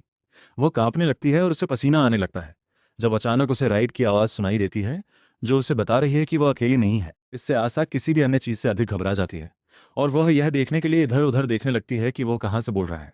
राइट उसे बताता है कि कुछ भी देखने के लिए बहुत अंधेरा है, लेकिन उसे आश्वासन देता है कि वो उसके ठीक बगल में है। उनका कहना है कि यह अंधेरा लगभग अप्राकृतिक है, क्योंकि हिगाशी गांव में भी इतना अंधेरा नहीं होता। अचानक वह टिप्पणी करता है कि उसे किसी गंदी चीज की गंध आ रही है, जो सांस डर के रूप में सामने आती है। वो पूछता है कि क्या वह अंधेरे से डरती है, और वह अपने दर्दनाक बचपन को याद करती है, और जवाब देती है कि वह अंधेरे में अकेले रहने से डरती है। तभी राइट उसके पास पहुंचता है और उसके सिर पर हाथ फेरते हुए कहता है कि उसके डर की गंध उसे उसके पास ले गई। वो उससे कहता है कि उसे डरने की जरूरत नहीं है, क्योंकि वो उसके साथ है, और आशा बिल्ली की तरह आश्वस्त सिर थपथपाने का आनंद लेना शुरू कर देती है। इससे पहले उसे एहसास होता है कि यूरो भी लापता हो गया है। वह व्याकुलता से राइट से उसके बारे में पूछता है, और वो उत्तर देता है कि उसे इस स्थान में कहीं भी यूरो की गंध नहीं आ रही है। आशा पूछता है कि राइट अपने मालिक की रक्षा क्यों नहीं कर रहा है, और वो जवाब देता है कि लेफ्ट यूरो के साथ है, और वो उसे सुरक्षित रखने के लिए पर्याप्त होगी। फिर वो आशा से कहता है कि वह यहाँ आया है क्योंकि वह उससे बात करना चाहता था, और यह सुनकर वह हैरान रह जाती है। राइट उसे याद दिलाता है कि जब वे पहली बार मिले थे, तो उसने बिना किसी चेतावनी के उसके साथ कैसा व्यवहार किया था, और जब से वह हवेली में आया है, उसने उसे नमस्कार तक नहीं किया है। वो उसका कारण पूछता है, और असल का कहना है कि जब उसने गांव में उसका ब्रेक अटैक रद्द कर दिया, तो उसे कुछ याद आया जो उसके माता पिता ने उसे सिखाया था। उन्होंने उसे बताया था कि दाएं और बाएं अभिभावकों के पास नियंत्रण से बाहर होने की स्थिति में ब्रेक और सील नामक क्षमताओं का मुकाबला करने की क्षमता है। और राइट उसे बताता है कि वो बिल्कुल सही है। वो भयानक मुस्कान के साथ खुद को उसका स्वाभाविक दुश्मन घोषित करता है। और अस्सा को एहसास होता है कि अगर वामपंथियों को सील करने की शक्ति मिल गई तो वे यूरो के स्वाभाविक दुश्मन बन जाएंगे। उसी समय लेफ्ट यूरो के ठीक बगल में उतरता है, जो सफेद आयाम के अंदर पूरी तरह से नुकसान में है। वह अभिभावक से पूछता है कि वे कहाँ हैं, और लेफ्ट कहती है कि उसने अपने जीवन में ऐसा कभी नहीं देखा है। यूरो का कहना है कि वे ठोस जमीन पर खड़े हैं, लेकिन हर जगह सफेद रोशनी उसकी इंद्रियों के साथ खिलवाड़ कर रही है। लेफ्ट बताती है कि जब वो पहले उड़ रही थी तो वो एक छत से टकरा गई, जिसका मतलब है कि ये जगह उन्हें अंदर रखने के लिए बनाई गई एक बाधा है। ये सुनकर यूरो थोड़ा घबरा जाता है, लेकिन फिर लेफ्ट से नए धनुष के साथ अपने लक्ष्य को समायोजित करने में मदद करने के लिए कहता है। वो उसके बारे में थोड़ी उलझन में है, रवैया। और यूरो उसे बताता है कि उसके पिता ने उसे अपने उपकरण अच्छी स्थिति में रखना और किसी भी लड़ाई के लिए तैयार रहना सिखाया है। इसलिए जब वे यहाँ अटके रहेंगे तो वह अपने धनुष को समायोजित करने जा रहा है। लेफ्ट उससे पूछता है कि क्या उसे इस अजीब जगह पर डर नहीं लगता है, और यूरो जवाब देता है कि जब से उसके गांव पर हमला हुआ है तब से उसे कुछ भी समझ नहीं आ रहा है, इसलिए उसे भ्रमित रहने की आदत हो गई है। वैसे भी वो लेफ्ट से अपने लक्ष्य के रूप में अपना छुरा उसके सिर के ऊपर रखने के लिए कहता है। जब वह अपने लक्ष्य को समायोजित करने की कोशिश करता है तो वह बड़े अंतर से विफल हो जाता है। पहले प्रयास करें, इसके बजाय सिर में बाईं ओर मारे। यूरो घबरा जाता है और माफी मांगता है, लेकिन लेफ्ट उसे जारी रखने के लिए कहता है क्योंकि वो पत्थर से बनी है और तीर उसका कुछ नहीं बिगाड़ सकते। यूरो एक और शॉट भी विफल कर देता है और घबराने लगता है, ये समझने में असमर्थ कि क्या गलत है। लेफ्ट पूछता है कि क्या वह अपनी बहन के बारे में चिंतित नहीं है, और यूरो जवाब देता है कि उसके पास तोड़ने की शक्ति है, इसलिए उसे अपने दम पर बाहर से बाहर निकलने में सक्षम होना चाहिए। वहीं असल दुनिया में कछुए को कुछ अजीब सा महसूस होता है और वह नीचे कूद जाता है अपनी जगह से।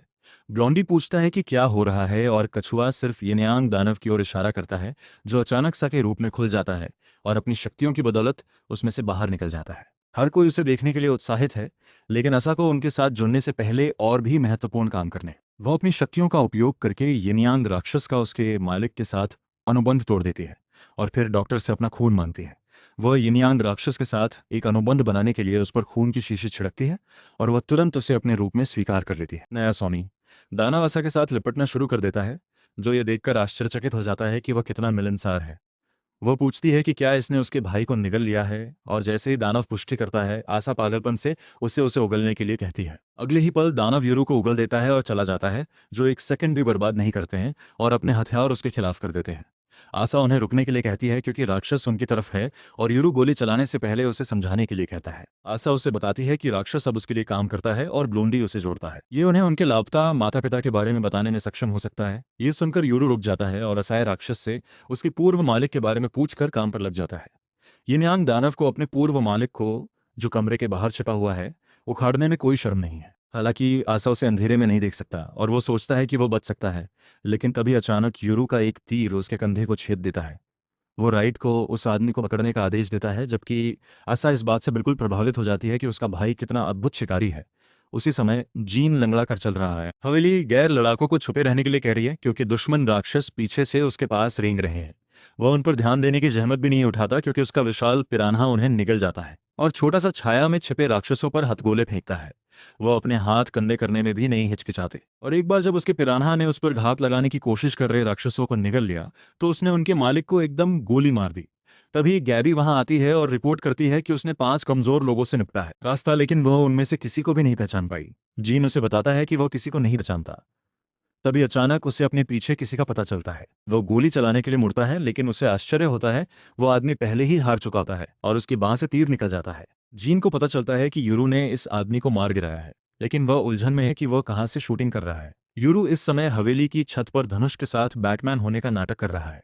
उसे अचानक झाड़ियों में किसी का एहसास होता है, लेकिन फिर वह फैसला करता है लड़के को गोली मारने के खिलाफ और इसके बजाय अपनी स्थिति बदल देता है। इस बीच झाड़ियों के पीछे छिपे समुराई आदमी को पता चलता है कि वह यूरू के खिलाफ आमने सामने की लड़ाई में नहीं जीत सकता, क्योंकि उसके करीब पहुंचने से पहले ही उसे गोली मार दी जाएगी। उसने इसे छोड़ने का फैसला किया क्योंकि वह जल्दबाजी में इकट्ठी हुई इस टीम के अन्य मूर्खों की तरह मरना नहीं चाहता। इस बीच एक अन्य हमलावर भागने का फैसला करता है क्योंकि वो पहले ही अपने राक्षसों को खो चुका है, लेकिन जैसे ही वो गेट पार करने की कोशिश करता है वो किसी चीज से टकरा जाता है और नीचे गिर जाता है। वो घबरा जाता है जैसे ही वह एक विशाल आंख देखता है, और तभी बाल्दी एक क्राउबार के साथ वहां आता है और उसके जीवित दिन के उजाले को छीन लेता है। जल्द ही हर कोई क्षतिग्रस्त कमरों के आसपास इकट्ठा हो जाता है और यूरो जीन से कहता है कि मेहमानों को घुसपैठियों से लड़ने के बजाय उनका मनोरंजन करने के लिए बेहतर तरीके होने चाहिए। जीन माफी मांगता है और उनकी मदद करने के लिए यूरो को धन्यवाद देता है, और वह स्पष्ट रूप से जवाब देता है कि उसे उनकी परवाह नहीं है और उसने अपने माता पिता को ढूंढने के लिए सब कुछ किया। तभी गैबी भी वहां पहुंच जाती है और तुरंत यूरो के साथ मारपीट शुरू कर देती है। आशा किसी तरह शांत हो जाती है। उन्हें नीचे गिरा दिया गया क्योंकि उन्हें उन हमलावरों से निपटना था जिन्हें उन्होंने जीवित पकड़ लिया था। गैबी ने जीन से पूछा कि वे उनके साथ क्या करने जा रहे हैं, और वह जवाब देता है कि मास्टर निर्णय लेगा, लेकिन वे उसके लौटने तक उनसे पूछताछ कर सकते हैं। ब्लॉन्डी नौकरी के लिए आगे बढ़ता है और उस बदमाश के पास जाता है जिसके पास पहले यिन यांग राक्षसों का स्वामित्व था। गुंडा जवाब देता है कि उसे जुड़वा बच्चों का अपहरण करने के लिए बड़ी रकम दी गई थी, लेकिन वो नहीं जानता कि उसके नियोक्ता कौन थे।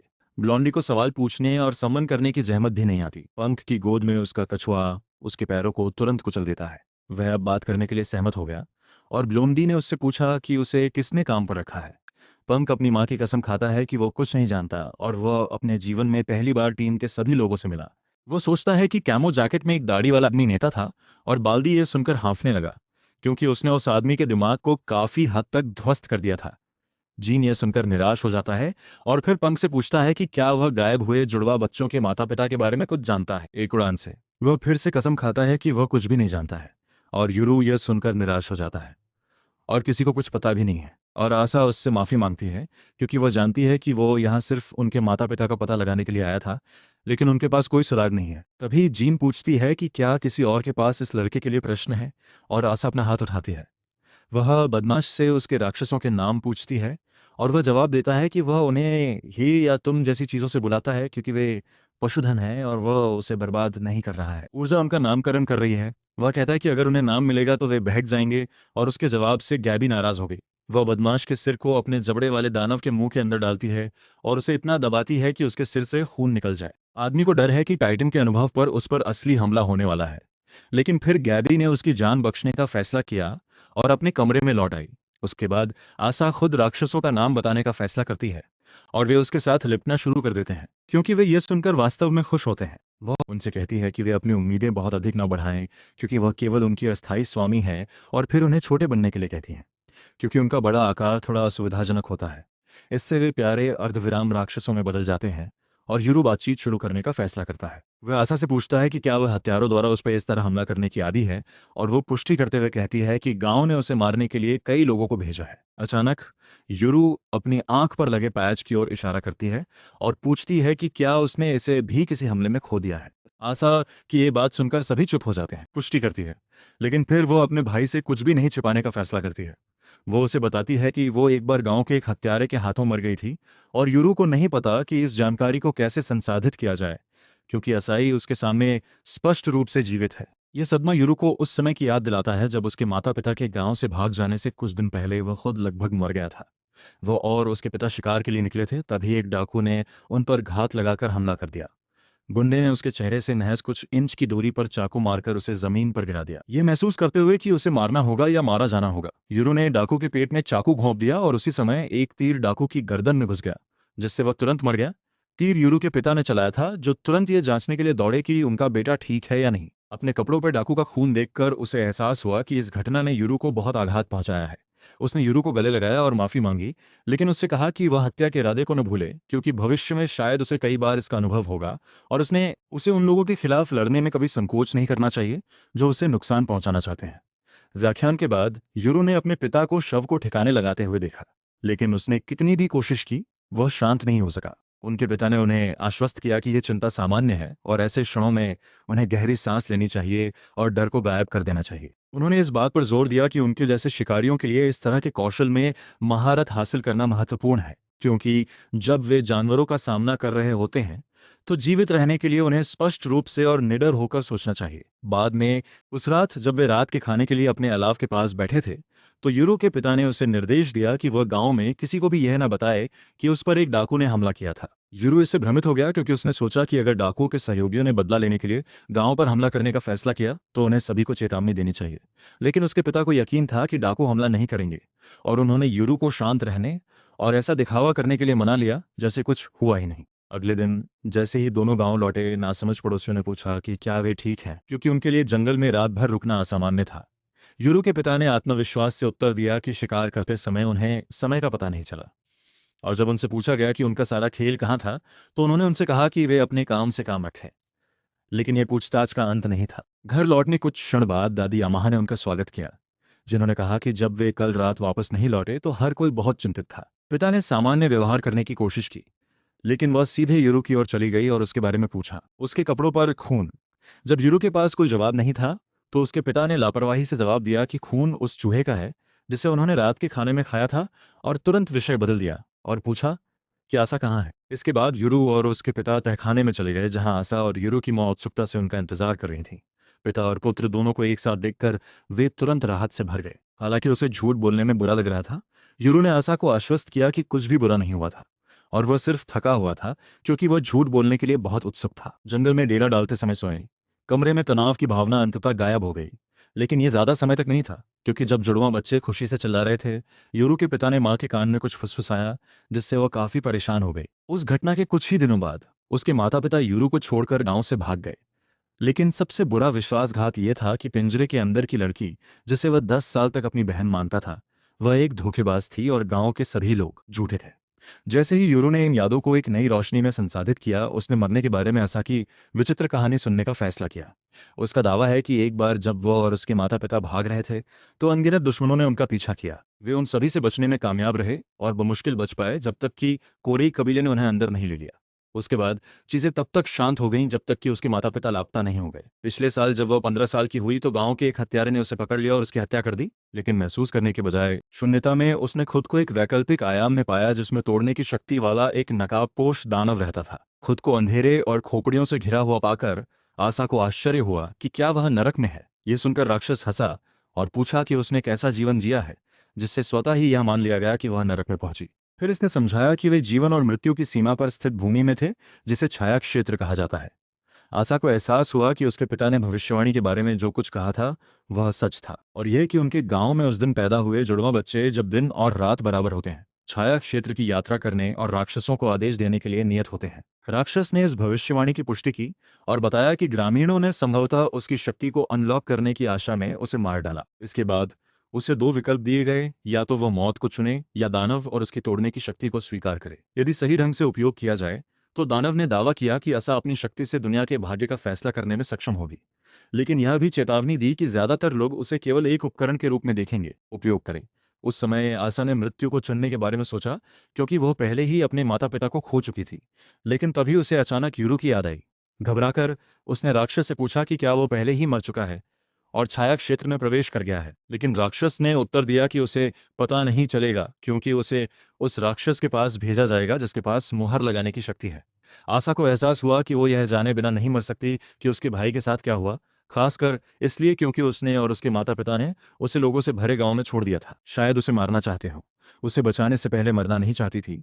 उसने ब्रेक की शक्ति को स्वीकार करने और जीवित दुनिया में लौटने का फैसला किया।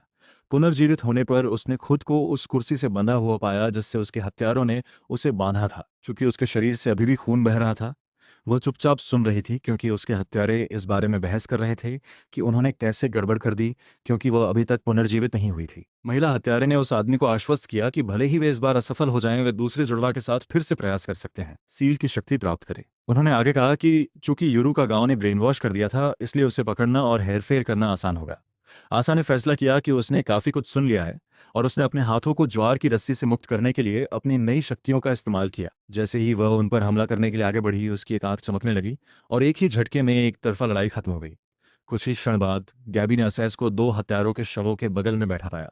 गैबी को असाओ के लिए बुरा लगा, क्योंकि उसने पहले कभी किसी की जान नहीं ली थी, लेकिन अस ने कहा कि उसके पास था। अब उसने वह रास्ता स्वीकार कर लिया जो उसके लिए चुना गया था, और जिसमें अपने हाथों को गंदा करना भी शामिल था। अब जब वह ये कहानी सुनाई का काम पूरा कर चुकी है कि उसकी मृत्यु कैसे हुई और वह फिर से जीवित हो गई, तो आशा यूरू से माफी मांगती है कि वह अब वो प्यारी मासूम बहन नहीं रही जिसे वह एक बार जानता था। इस बीच गैबी एक घोड़े और एक बैल की दो पुआल गुड़िया खोजने के लिए अपने कमरे में लौटती है।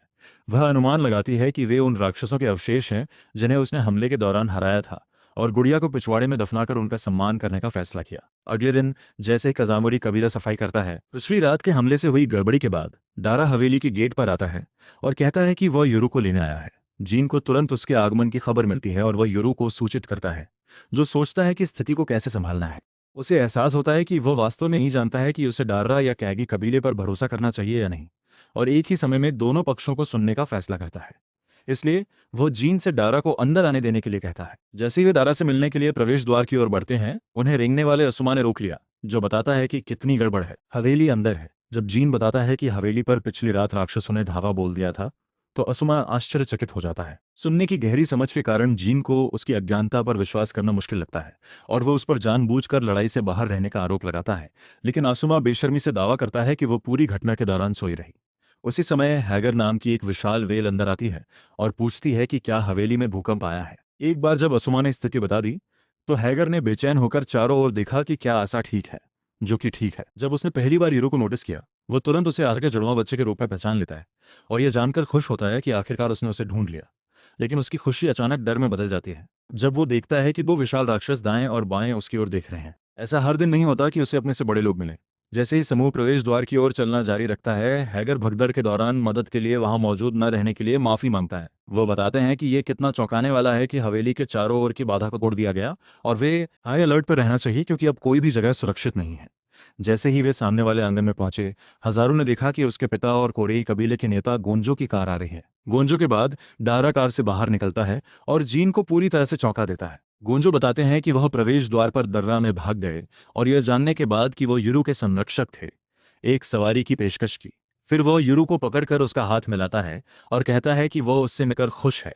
फिर वह दाएं बाएं की तारीफ और मजे लेने लगता है, जबकि जीन दारा की जांच करता है। ध्यान से उसे यह संदेहास्पद लगता है कि दारा, जो टाटा कबीले से है, जो हागाशी गांव की सेवा करता है, कज्जोरी कबीले के गढ़ में असहाय रूप से पहुंच गया है, खासकर जब उसके कबीले ने खुद को पहले कभी नहीं दिखाया है। हालांकि जीन अकेला नहीं है जो असहज है, क्योंकि गोंजो भी गुप्त रूप से डेरा को मारना चाहता है। युरु को शत्रुतापूर्ण ऊर्जा का एहसास हुआ है और आश्चर्य होता है कि टाटा कबीले ने केज मॉरिस के साथ ऐसा क्या किया है कि वह इस तरह की नफरत का पात्र बना। लेकिन उन्होंने फिलहाल उन विचारों को किनारे रख दिया है। इसके बजाय वह डेरा को यह न बताने के लिए कि वह मरने पर सील की शक्तियां प्राप्त कर सकता है, दाएं बाएं उसका सामना करता है। दारा जवाब देता है कि वह निश्चित नहीं हो सकता कि किंवदंतियां सच थीं या नहीं, और वो जानता था कि अगर उसने यूरू को बताया तो वो लापरवाही से अपनी जान जोखिम में डाल देगा यदि उसकी बहन को खतरे में डाल दिया गया, क्योंकि उसे सुरक्षा की झूठी भावना होगी। दाएं और बाएं दारा का समर्थन करते हुए कहते हैं कि इस बात की कोई गारंटी नहीं है कि यदि वह मर जाता है तो वो पुनर्जीवित हो जाएगा। लेफ्ट कहते हैं कि आखिरी बार असाई और यूरू जैसे जुड़वा बच्चे 400 साल पहले पैदा हुए थे, में से एक वे मरने के बाद वापस जीवित होने में असफल रहे।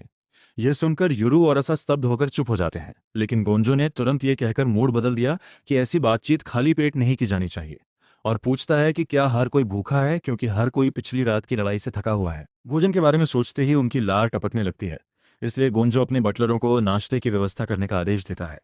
जैसे ही हर कोई खाना खाने के लिए हवेली के अंदर वापस जाता है, आशा पूरे 10 साल बाद अपने भाई के साथ नाश्ता करके बहुत खुश होती है। सभी को एक साथ नाश्ता करने के लिए हॉल में ले जाता है, लेकिन कल रात की लड़ाई के बाद इसे पूरी तरह से पीटा गया है। हाजरा पूछता है कि क्या उसे इसे ठीक करना चाहिए, और गोंजो उसे आगे बढ़ने के लिए कहता है।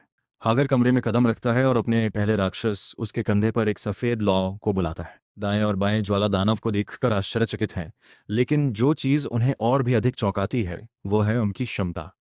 हैगर बस क्षतिग्रस्त फर्श की दिशा में अपना हाथ ले जाता है और इसे तुरंत ठीक कर दिया जाता है, भले ही यह सिर्फ एक सफेद धब्बा हो। फिर वो अपने दूसरे राक्षस को बुलाता है, एक काली लौ, और अपनी शक्ति का उपयोग उस फर्श में रंग और बनावट भरने के लिए करती है जिसकी उसने अभी अभी मरम्मत की है। वह टूटी खिड़कियों और फर्नीचर के साथ भी यही प्रक्रिया दोहराता है, और जल्द ही कमरा अपनी मूल स्थिति में वापस आ गया। यूरू को विश्वास नहीं हो रहा है कि उसने अभी क्या देखा, इसलिए वो स्वयं फर्श की जांच करता है और फिर हाजरा से पूछता है कि उसने ये कैसे किया। वेल उसे बताती है कि उसके राक्षसों को काले और सफेद कहा जाता है, जबकि सफेद वो जो चाहे उसे ठीक कर सकता है। ब्लैक आइटम के बारे में विवरण भरने की अपनी क्षमता का उपयोग कर सकता है। यूरू को यह भी नहीं पता कि मंगला क्या है। दारा दूसरी ओर हाजरा का नाम सुना है। वेल पहचाने जाने से थोड़ा शर्मिंदा है और कहता है कि वह अपने काम से अच्छी आजीविका कमाता है। इसके अलावा क्योंकि केज परिवार की क्रूर प्रतिष्ठा है, वह किसी को नहीं बताता कि वह उनमें से एक है। डेरा यह सुनकर आश्चर्यचकित हो जाता है और हाजरा उस पर और भी अधिक अविश्वसनीय तथ्य गिराने का फैसला करता है। उसने खुलासा किया कि वह आसुमा और जीन भाई है, जिसमें वह सबसे बड़ा है और जीन उनमें सबसे छोटा है। यूरू विश्वास नहीं कर सकता कि वह क्रोधी है। जीन जैसे चाचा सबसे छोटे भाई हैं और जीन उनकी प्रतिक्रिया से नाराज हैं। हाजरा फिर कहती है कि वे अलग अलग माताओं के भाई हैं, यही कारण है कि वे अलग दिखते हैं। असुमा का कहना है कि सबसे बड़े बेटे के रूप में हाजरा केज मोरी परिवार का उत्तराधिकारी है और यूरू को बताता है कि उसके साथ दोस्ती करने से उसे बाद में जीवन में मदद मिलेगी। हाजिरा ने तुरंत उनके अधूरे परिवार की कमान संभालने से इनकार कर दिया क्योंकि वह अपने शांतिपूर्ण और सम्मानजनक करियर से संतुष्ट है। दर्रा तुरंत लकड़ी के खंभे पर चढ़ जाता है और हैगर को बताता है कि उसकी कला अधूरी है क्योंकि जिस लकड़ी की उसने मरम्मत की वह काली और सफेद है। हैगर का उत्तर है कि आसपास का रंग स्वाभाविक रूप से मरम्मत की गई लकड़ी में बह जाएगा, इसलिए यह प्राकृतिक दिखेगी। लेकिन तभी अचानक उसे कुछ असामान्य चीज नजर आती है। वह खुद पर क्रोधित हो जाता है क्योंकि उसे खंभे का विवरण गलत मिला है, क्योंकि इसके किनारे घिसे हुए होने चाहिए थे, क्योंकि यह काफी पुराना है। उसे लगता है कि उसने चटाई भी गलत बनाई है क्योंकि वह अधिक क्षतिग्रस्त होनी चाहिए। वह इसे ठीक से फिर से करने का निर्णय लेता है, लेकिन जीन उसे इसे बंद करने के लिए कहता है क्योंकि उन्हें पहले नाश्ता करना होगा। जल्द ही नौकर भोजन लेकर वहां पहुंचते हैं और गोंजो सभी को जहां चाहें वहां बैठने के लिए कहता है क्योंकि वे एक आधुनिक परिवार हैं और पारंपरिक बैठने का पैटर्न उनके लिए महत्वपूर्ण नहीं है। यूरू ने देखा कि दो छोटे सूमो पहलवान उसकी ओर तकियों का एक गुच्छा लेकर आ रहे हैं। वह अविश्वास से दो छोटे प्राणियों को देखता रहता है। तभी एक नौकर तकिए उठाने आता है और उससे बैठने के लिए कहता है। इसके बाद मिनी सूमो में दाएं और बाएं तकिए बिछाए जाते हैं, जो गुजो को बताते हैं इसकी आवश्यकता नहीं है क्योंकि वे मानव भोजन नहीं खाते हैं, लेकिन उनका कहना है कि वे अपने सभी मेहमानों के साथ समान व्यवहार करते हैं। जल्द ही हर कोई खाना शुरू कर देता है और जीन दारा से पूछता है कि उसे कैसे पता चला कि यूरू यहाँ था। दर्रा जवाब देता है कि यह एक रहस्य है। तो जीन ने उससे पूछा कि क्या हिगाशी गांव उन राक्षसों के पीछे था जिन्होंने कल रात हवेली पर हमला किया था। दर्रा खुशी से जवाब देता है कि उसे इसके बारे में कोई सुराग नहीं मिला है और फिर कहता है कि उसके पास जुड़वा बच्चों पर हमला करने का कोई कारण नहीं है। जीन का कहना है कि इस समय वास्तव में अजीब है क्योंकि यूरू के हवेली में प्रवेश करते ही हमला शुरू हो गया। इस बीच यूरू खाने में व्यस्त है और आशा उसके पीछे मस्ती करने में व्यस्त है। जीन डारा से पूछता है कि क्या यह सच है कि टाटा परिवार के सदस्य बाधाओं को पार कर सकते हैं, और वो जवाब देता है कि वह अन्य परिवारों की बाधाओं को पार नहीं कर सकता है। इसके बाद दर्रा अपना ध्यान अपने बेटे की ओर लगाता है और पूछता है कि क्या काजोरी कबीला उसके साथ अच्छा व्यवहार कर रहा है। ईसा ने रुखाई से उससे कहा कि वह उसके बारे में चिंता न करे क्योंकि वह यहाँ ठीक है। उसका दावा है कि हत्यारे उसे कोरेई हवेली में निशाना नहीं बना सकते, लेकिन कल रात वे किसी तरह अंदर घुस गए। डॉक्टर का कहना है कि वह नहीं चाहती कि आशा हवेली से बाहर जाए क्योंकि हत्यारे हमेशा बाहर इंतजार कर रहे होते हैं। हालांकि कई बार वे उसे हवेली में पर्याप्त चिकित्सा देखभाल नहीं दे पाते, इसलिए उसे अस्पतालों में जाना पड़ता है। आशा आगे कहती है कि जब हिगाशी गांव के हत्यारों ने उसका अपहरण कर लिया था तब वह एक अस्पताल में थी। दर्रा यह सुनकर चौंक जाती है और पूछती है कि क्या वह अस्वस्थ थी। वह कहती है कि यह सिर्फ गैस्ट्रिक अल्सर था और फिर उसे खतरनाक नजरों से घूरने लगती है, ये कहते हुए कि उसे यह सब उस निरंतर तनाव के कारण मिला जो हत्यारे उसके जीवन के पीछे पड़े हुए थे। डारा उसके रवैये से भयभीत है और माफी मांगता है, भले ही उसका हमलों से कोई लेना देना नहीं है। फिर वह आशा से उसकी पारिवारिक रजिस्ट्री के बारे में पूछता है क्योंकि उसके बिना उसका बीमा नहीं हो सकता। आशा ने उत्तर दिया कि उसके पास पारिवारिक रजिस्ट्री नहीं है। वह इसे अपनी माँ से प्राप्त करने की योजना बना रही थी क्योंकि वह इस दुनिया से थी, लेकिन तभी उसके माता पिता बीच उड़ान में गायब हो गए। ये डर्रा के लिए एक झटका है क्योंकि उसे कभी पता नहीं चला कि जुड़वा माँ पिता गायब हो गए। उनका कहना है कि उन्होंने गांव में इस मामले के बारे में नहीं सुना है और उनका दावा है कि हो सकता है कि हगाशी गांव इसके लिए जिम्मेदार न हो। गोंजो स्पष्ट रूप से कहता है कि वह उस पर विश्वास नहीं करता है और डारा स्पष्ट करता है कि उसने गांव पर आक्रमण करने वाले लोगों को मार डाला है, लेकिन उसने कभी भी गांव के चरमपंथियों की तरह किसी पर हमला नहीं किया है। वह गोंजो से कहता है कि वह यूरो को शांतिपूर्वक लेने और यह साबित करने के लिए बिना किसी हथियार के यहाँ आया था कि वह लड़ना नहीं चाहता है। वह कहते हैं कि हो सकता है कि एक हमारी परिवार का कोई व्यक्ति हो जिसने जुड़वा बच्चों के माता पिता पर हमला किया हो, क्योंकि वह जानता है कि वे सभी एक ही चीज़ में विश्वास नहीं करते हैं। इसके बाद डार गोंजो से पूछता है कि वह जुड़वा बच्चों के साथ क्या करना चाहता है, और बूढ़ा व्यक्ति जवाब देता है कि जुड़वा बच्चों की शक्ति हमेशा दुनिया में अराजकता लाती है। वह चाहता है कि यूरो और असद दुर्भाग्यपूर्ण जुड़वा बच्चों का अंतिम समूह बने और हागाशी गांव को नष्ट कर दें ताकि कोई अन्य जुड़वा बच्चे पैदा ना हो। गोंजो ने हागाशी गांव को यह कहते हुए बदनाम करना शुरू कर दिया कि यह एक गांव है, पुरानी जगह जो आज भी दुनिया जीतने का सपना देखती है, लेकिन समय बदल गया है और उन्हें अपनी मनमर्जी करने की इजाजत नहीं दी जा सकती। उन्होंने घोषणा की कि गांव के लोगों के वंशज होने के नाते इसे हमेशा के लिए खत्म करना उनकी जिम्मेदारी है। हालांकि असुमा ने तुरंत उस विचार पर आपत्ति जताई।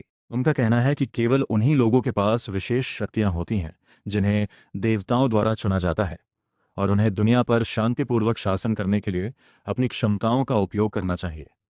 वो चाहते हैं कि हिगाशी गांव का अस्तित्व बना रहे, लेकिन एक सक्षम संगठन की देखरेख में।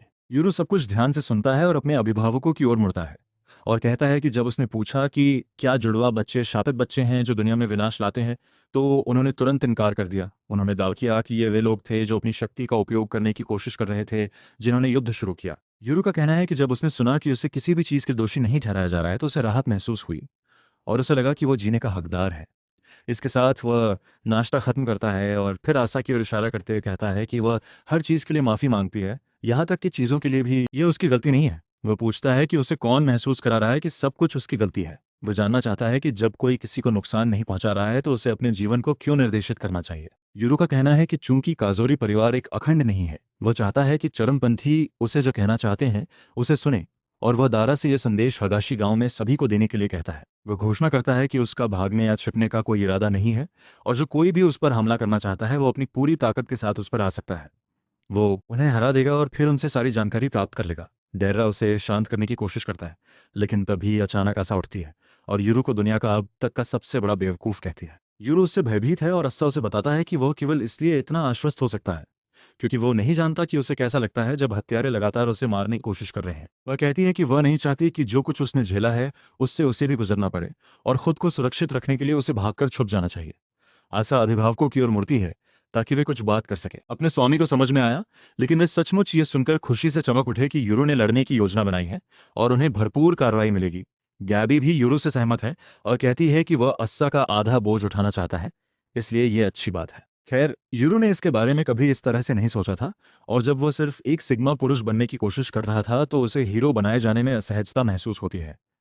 तभी गोंजो यूरो से पूछता है कि क्या वो काजमारी परिवार में शामिल होना चाहता है, क्योंकि तब वह सुरक्षित और आरामदायक रहेगा। तुरंत यूरो ये कहते हुए मना कर दिया कि गोंजो ने गांव को एक दयनीय जगह कहा है जिसे नष्ट करने की जरूरत है। हालांकि उनका जन्म और पालन पोषण वहीं हुआ, और गांव में ऐसे लोग हैं जिनकी उन्हें परवाह है। वह मदद करने की कोशिश के लिए गोंजो को धन्यवाद देता है, लेकिन घोषणा करता है कि वो उन लोगों के साथ नहीं रह सकता जिन्होंने उसके गांव पर हमला किया था। वह कुछ और करने से पहले अपने माता पिता की तलाश करना चाहता है, लेकिन डरा भी नहीं चाहता कि वो अभी गर्मी की तलाश में जाए। वैसे भी दारा गोंजो और आशा से पूछता है कि क्या वे अब जा सकते हैं, और अचानक आशा उसके और अभिभावकों के सामने झुककर उनसे अपने भाई को सुरक्षित रखने के लिए विनती करती है। इसके साथ वे बाहर चले जाते हैं और असैस गेट के ठीक सामने रुक जाता है और यूरो को बताता है कि वह सीमा पार नहीं करती है, अन्यथा उस पर उन लोगों द्वारा हमला किया जाएगा जो उसकी शक्ति चाहते हैं। यूरो याद करती है कि कैसे ऐसा गांव में पिंजरे से बाहर नहीं निकल सकती थी, और सोचती है कि उसकी जेल बड़ी हो गई है, लेकिन वह अभी भी आज़ाद नहीं है। तभी आशा उसे अपने माता पिता के गायब होने से पहले की तस्वीर दिखाती है, और यूरो अपने राक्षसों सहित शैतान है बाहर, क्योंकि इन्होंने पहले कभी कोई तस्वीर नहीं देखी थी। आशा ने सेल्फी खींचकर उसे दिखाने का फैसला किया कि कैमरा कैसे काम करता है, और जबकि यूरो इससे चकित और प्रभावित है, उसे खुशी है कि वो उसे तस्वीर लेने के लिए धोखा देने में कामयाब रही। दाएं और बाएं भी एक चित्र चाहते हैं, लेकिन दुर्भाग्य से कैमरे आमतौर पर राक्षसों को कैद नहीं करते हैं। इसके बाद यूरो ने आशा से उसे अपने माता पिता की तस्वीर फिर से दिखाने के लिए कहा, क्योंकि उसने उन्हें 10 वर्षों में नहीं देखा है। आशा का कहना है कि वो जल्द ही उसे एक मुद्रित संस्करण भेजेगी, और यूरो है ये सुनकर सचमुच खुशी हुई। वो उससे उसका पता पूछती है, लेकिन उसे ये याद नहीं है, और आशा की उसका पता जानने की योजना विफल हो जाती है। वो दारा से पूछने की कोशिश करती है, लेकिन उसे उस पर इतना भरोसा नहीं है कि वह कोई भी निजी जानकारी साझा कर सके। जीन का कहना है कि यह अच्छा होगा यदि उनके पास अपडेट साझा करने का कोई तरीका हो और वो उसका ईमेल पता मांगे, लेकिन दारा ऐसा भी नहीं चाहता है। जीन के पास एक बेहतर विचार है और वो उसे एक बार के लिए एक बिजनेस कार्ड देता है जिसे उसका परिवार चलाता है। वह दारा से उसका नाम लेने के लिए कहता है और बार उन्हें संवाद करने में मदद करेगा। एक दूसरे डारा खुशी से इसे स्वीकार कर लेता है क्योंकि वह जीन के टैप पर पीने की योजना बना रहा है। फिर वह नाश्ते के लिए केज परिवार को धन्यवाद देता है और उनका बैरियर छोड़ देता है, लेकिन जाने से पहले आशा को यूरो को एक आखिरी बात बतानी है। वह उसे बताती है कि उनके माता पिता उसे गांव में छोड़ने के लिए बहुत दुखी थे। वे उसे भी अपने साथ ले जाना चाहते थे, लेकिन ग्रैनी यामाहा उनके रास्ते में आ गई और वे मुश्किल से उसे लेकर निकल सके।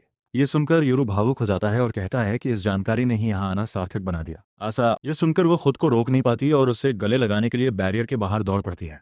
इससे यूरो पीछे हट जाता है और फिर आशा उसकी पीठ पर हाथ रखकर उसे ध्यान रखने के लिए कहती है। वो उसे लेकर वापस अंदर भागती है, और जैसे ही गेट बंद होता है यूरो अपने घुटनों के बल गिर जाता है। हर कोई चिंतित है कि असद ने कुछ किया है, लेकिन यूरो का कहना है कि उसने अपनी सतर्कता कम कर दी और यदि ये भालू होता तो वह मर जाता। फिर वह ये कहते हुए रोने लगता है कि यह लड़की निश्चित रूप से एक साईं है, क्योंकि वह इसी तरह उसकी पीठ पर अपना हाथ रखती थी। अतीत। इस बीच आशा जीन से कहती है कि वह उसके भाई के पीछे जासूस न लगाए, क्योंकि विश्वास महत्वपूर्ण है और वह सहमत है।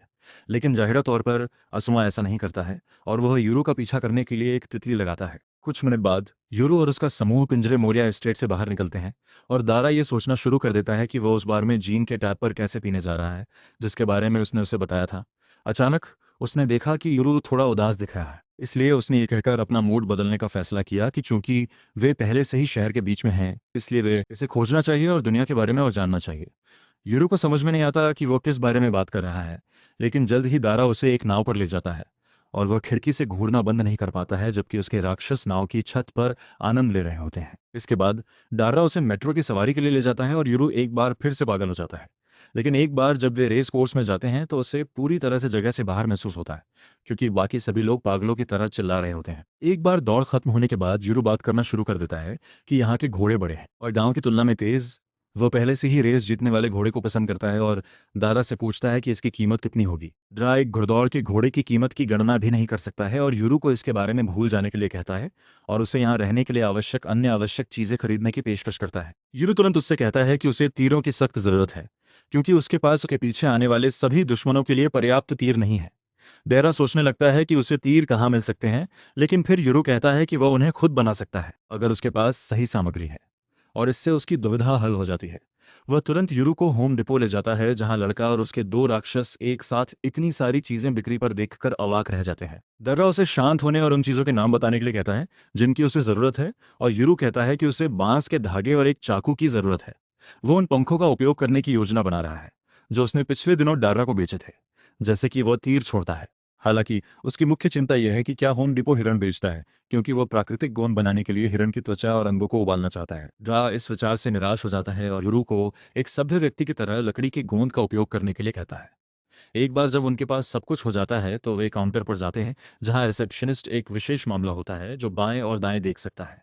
दो राक्षसों को देखकर उसका दिमाग शून्य हो जाता है, इसलिए वह ऑटो पायलट पर स्विच करती है और अपने प्रबंधक को यह बताने से पहले सभी वस्तुओं को स्कैन करती है कि उसे एक ब्रेक की आवश्यकता है, क्योंकि वो अब चीजें देख रही है। दाएं और बाएं ने भी इस पर ध्यान दिया और यूरू को बताया कि लड़की उन्हें देख सकती है, भले ही वह एक साधारण इंसान हो।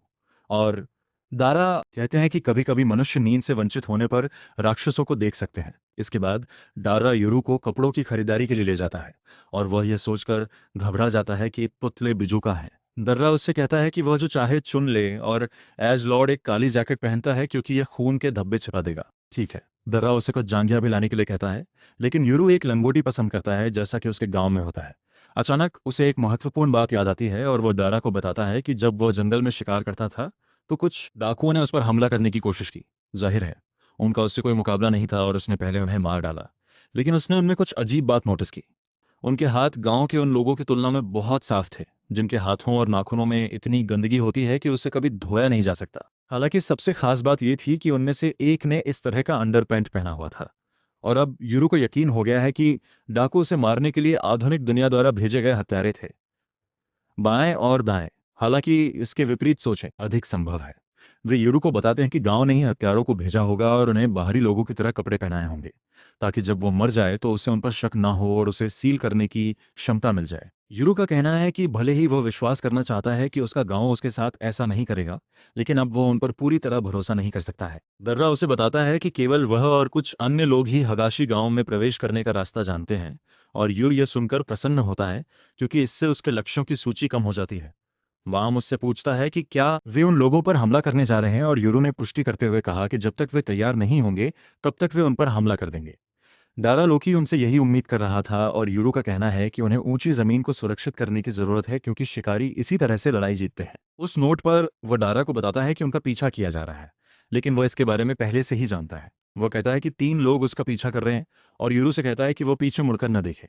यूरो सोचता है कि वे कजोरी कबीले से हो सकते हैं, और दारा को बताता है कि वो उनसे छिपने की योजना बना सकता है। गर्त में चले गए क्योंकि वह आशा द्वारा क्लिक की गई सेल्फी में थे। दारा ने उसे शांत रहने के लिए कहा, क्योंकि हवेली में कई सुरक्षा कैमरे हैं जो उसके चेहरे को कैद कर सकते थे, और जब उसने पिंजरे के कबीले से मिलने का फैसला किया तो उसने पहले ही इस पर विचार कर लिया था। कोरे हवेली में वापस आशा यूरो के साथ अपनी तस्वीर देख रही है। वह उसकी सोलो पिक देखने के लिए स्वाइप करती है, लेकिन जब वो डेरा को अपने भाई की फोटो बॉम्बिंग करते हुए देखती है तो उसका मूड खराब हो जाता है। वह तुरंत जेमिनी से कहती है कि पोप लियो के बावजूद उसे तस्वीर से हटा दे, ऐसा नहीं चाहेंगे। तभी जीन वहां आती है और उससे दारा की तस्वीर भेजने के लिए कहती है, क्योंकि वो एक संभावित खतरनाक व्यक्ति है और उन्हें उस पर नजर रखने की जरूरत है। आशा ने लापरवाही से उसे बताया कि दारा उसके द्वारा क्लिक की गई किसी भी तस्वीर में नहीं है। और आश्चर्य की बात है कि जीन ने ब्लोंडी को उसके लिए सुरक्षा कैमरे की जांच करने के लिए कहा। हवेली के अंदर गोंजो पकड़े गए हमलावरों से बात कर रहा है। टैन अपराधी का कहना है कि कैमो जैकेट वाला व्यक्ति उनका नेता था और उसने कल रात उनसे संपर्क किया और कहा कि उसके पास एक नौकरी है उन्हें। लड़की ने गोंजो को अपना कॉल लॉग दिखाते हुए कहा कि उसे आधी रात के आसपास कॉल आया था और अपराधी को भी लगभग उसी समय कॉल आया था। ब्लॉन्डी ने टिप्पणी की कि उन्होंने लगभग उसी समय यूरो के साथ अपनी लड़ाई समाप्त की और फिर हवेली की ओर चले गए। जीन ने उनसे पूछा कि वे हवेली में कब दाखिल हुए और उन्होंने जवाब दिया कि वे सुबह 2 बजे से ठीक पहले अंदर आए थे। ये सभी के लिए आश्चर्यजनक खबर है क्योंकि रात के दौरान सुरक्षा सबसे कड़ी होती है और केवल कबीले के सदस्य और उनके मेहमान रात में गेट पार कर सकते हैं। गोंजो ने दोनों कैदियों से पूछा कि क्या गेट पर परिवार से कोई था जो उन्हें अंदर जाने दे और अपराधी कहता है कि वहां कोई नहीं था।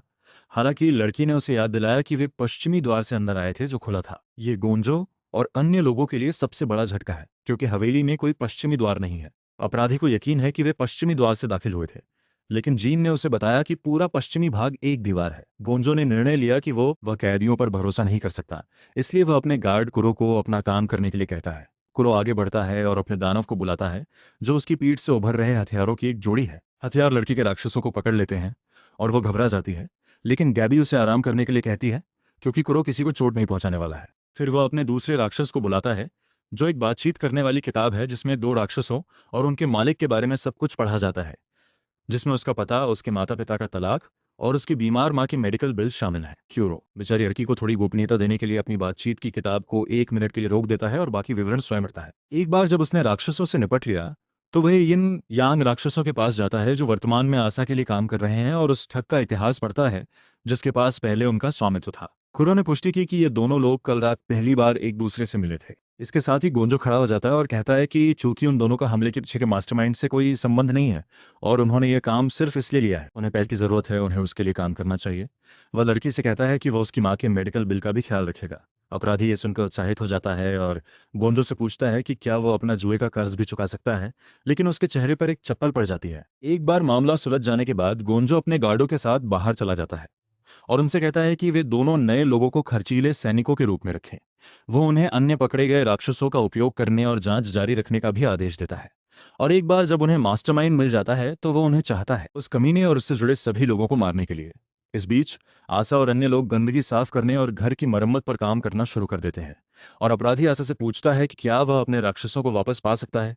वह उससे माफी मांगने और उनके लिए नाम लेकर आने के लिए कहती है और वह तुरंत सहमत हो जाता है। हालांकि यिनयांग राक्षस अभी भी उसे माफ करने के लिए तैयार नहीं है और गैबी ने आशा को उन्हें स्थायी रूप से रखने का सुझाव दिया क्योंकि उनके पास अच्छी क्षमताएं हैं।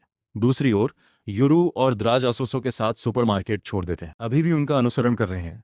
यूरू को दारा का छुरा वापस कमरी घर में छोड़ने का अफसोस है, लेकिन वह खुश है कि ऐसा हुआ क्योंकि वह नहीं चाहता था कि यूरू शहर के बीच में छुरा घुमाए। दर्रा उसे बताता है कि अगर उसे हथियारों की जरूरत है तो वह अपने घर से कुछ ले सकता है और यूरो पूछता है कि क्या वह इसके बारे में निश्चित है क्योंकि उनका पीछा किया जा रहा है। डार्ला को बिल्कुल भी आपत्ति नहीं होती है और वह यूरो को भ्रमित करने वाली गलियों से होते हुए उसके स्थान तक ले जाता है। उनका घर कुल्हाड़ियों से लेकर रॉकेट लॉन्चर तक हथियारों से भरा हुआ है और दादा यूरो को चुनने के लिए कहता है जो भी वह चाहता है।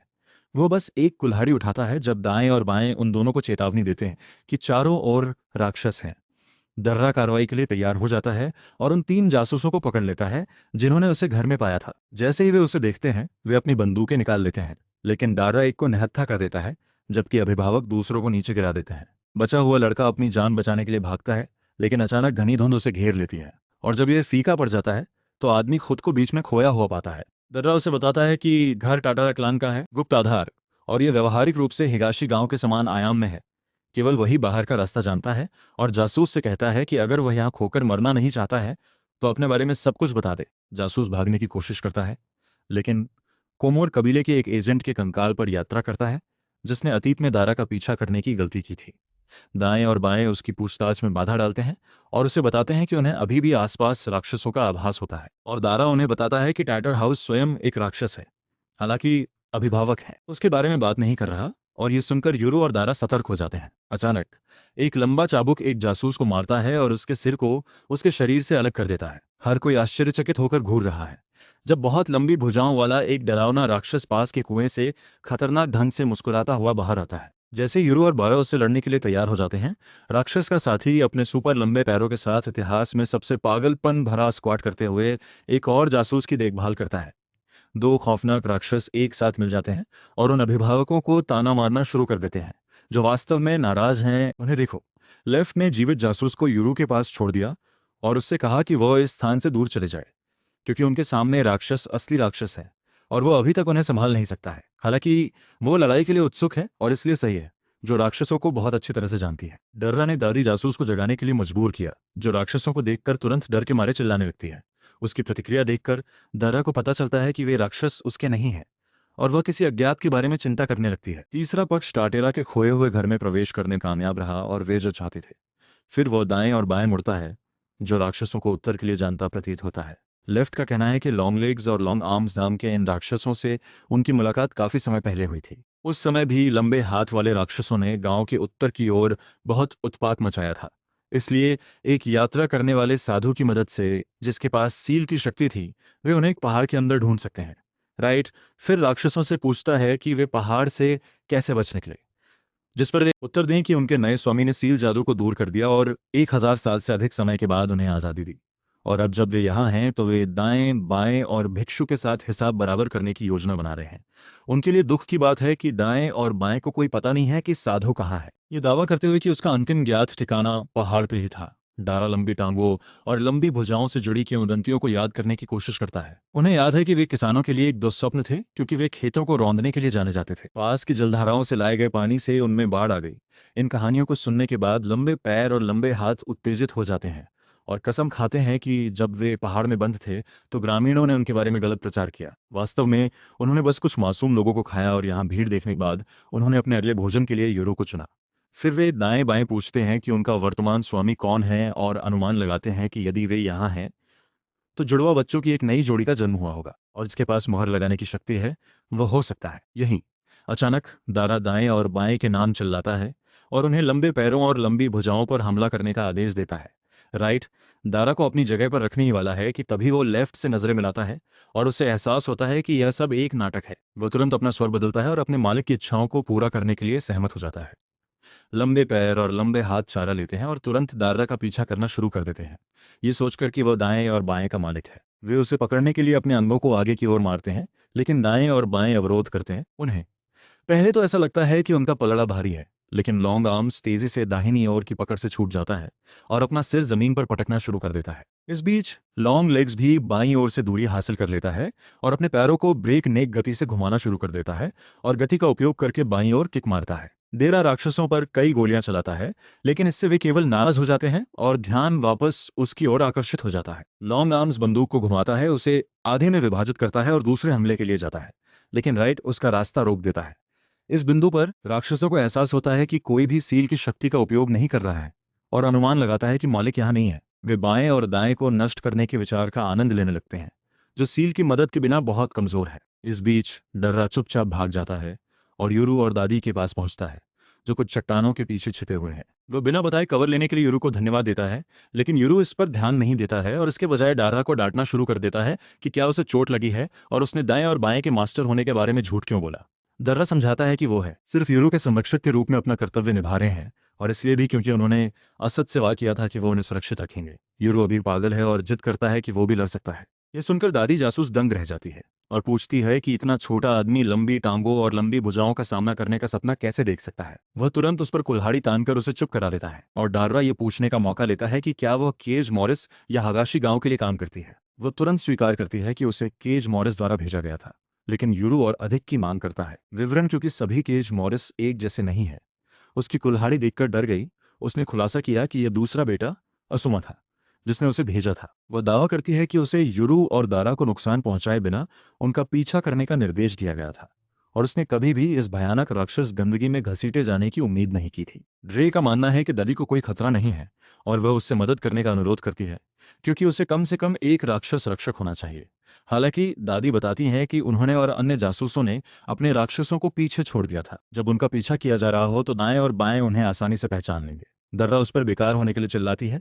तभी वो सुझाव देती है कि वे इस क्षेत्र में लंबे पैर और लंबे हाथ छोड़ दें, जैसे टाटरस ने अन्य जासूसों को फंसाया है। डार्रा का अनुमान है कि यह योजना काम नहीं करेगी, क्योंकि राक्षस और उनके मालिक शायद जानते हैं कि अपने आप अंदर और बाहर कैसे आना है।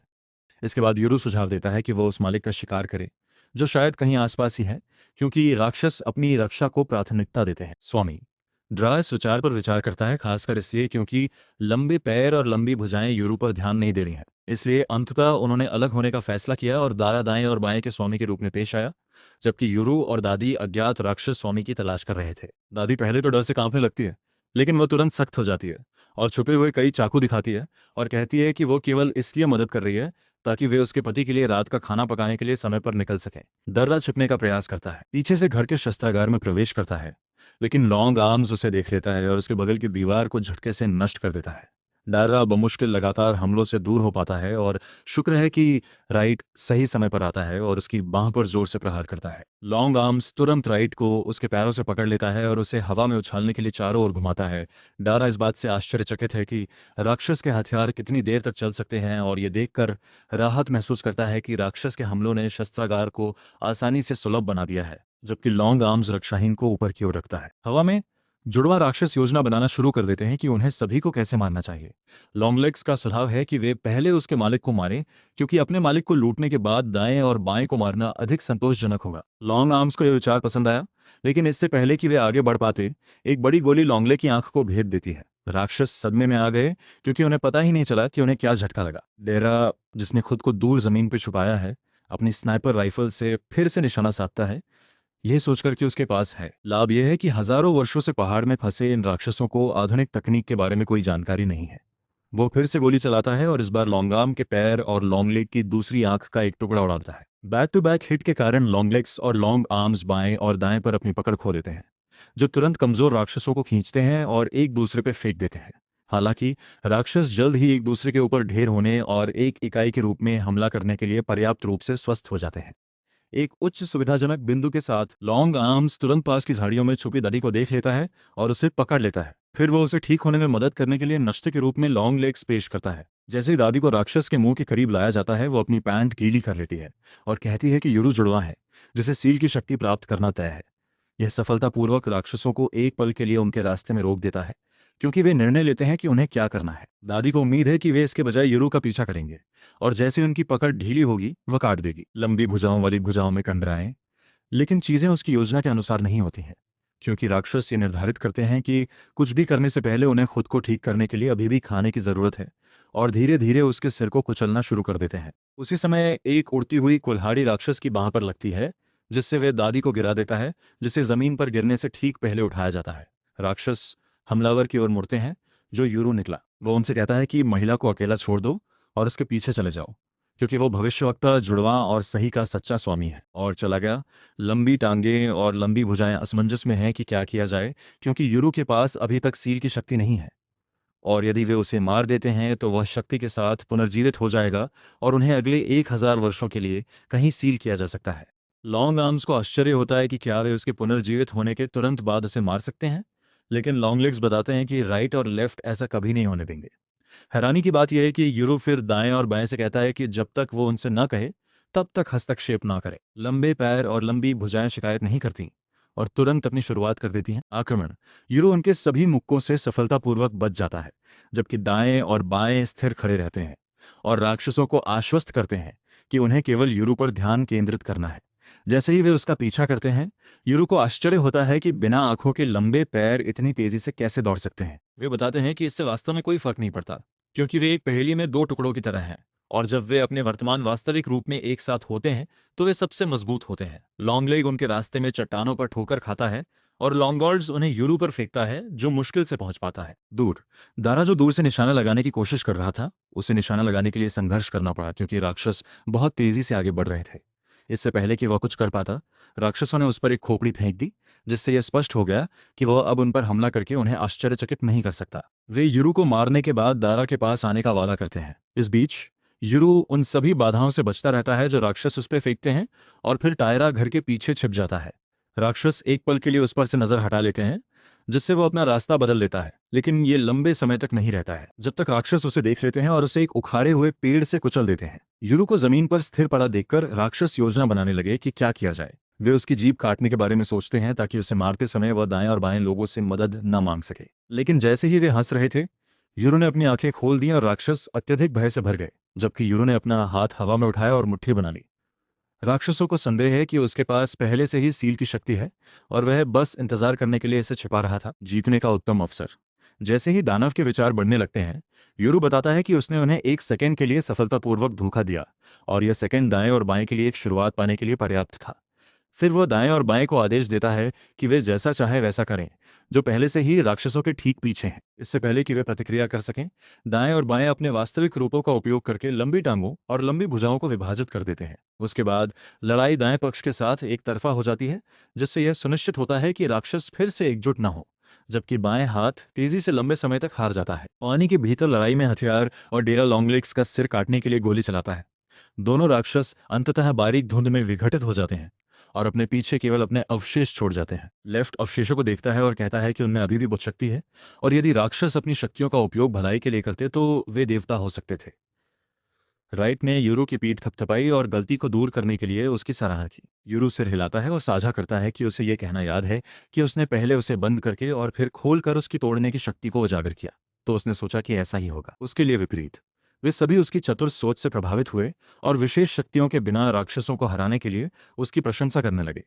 ये क्षण वामपंथियों द्वारा बाधित होता है, जो अचानक अपने हाथ में एक तितली को कुचल देता है, जिसके बाद वह दावा करती है कि ये वास्तव में वह राक्षस है जिसका वे तब से पता लगा रहे थे जब उन्होंने मेरे कबीले को पिंजरे से बाहर निकाला था, क्योंकि इसकी उपस्थिति इतनी कमजोर थी कि वे अब तक इसका पता नहीं लगा सके। डारा को पता चलता है कि पिंजरे में रहने वाले मॉरिस ने शायद मानव पूंछ को फंसाने के लिए भेजा था, जबकि तितली दानव थी, सच्चा जासूस। दादी पहचानती है कि तितली दूसरे पिंजरे का हिस्सा है। बेटे ने राक्षस मान लिया है और चेतावनी दी है कि इसे मारने से सच्चे राक्षस को कोई नुकसान नहीं होगा। लेकिन यह वीडियो यहीं खत्म हो जाता है। चैनल को लाइक और सब्सक्राइब करना ना भूलें। देखने के लिए धन्यवाद और मैं आपसे अगली बार मिलूंगा।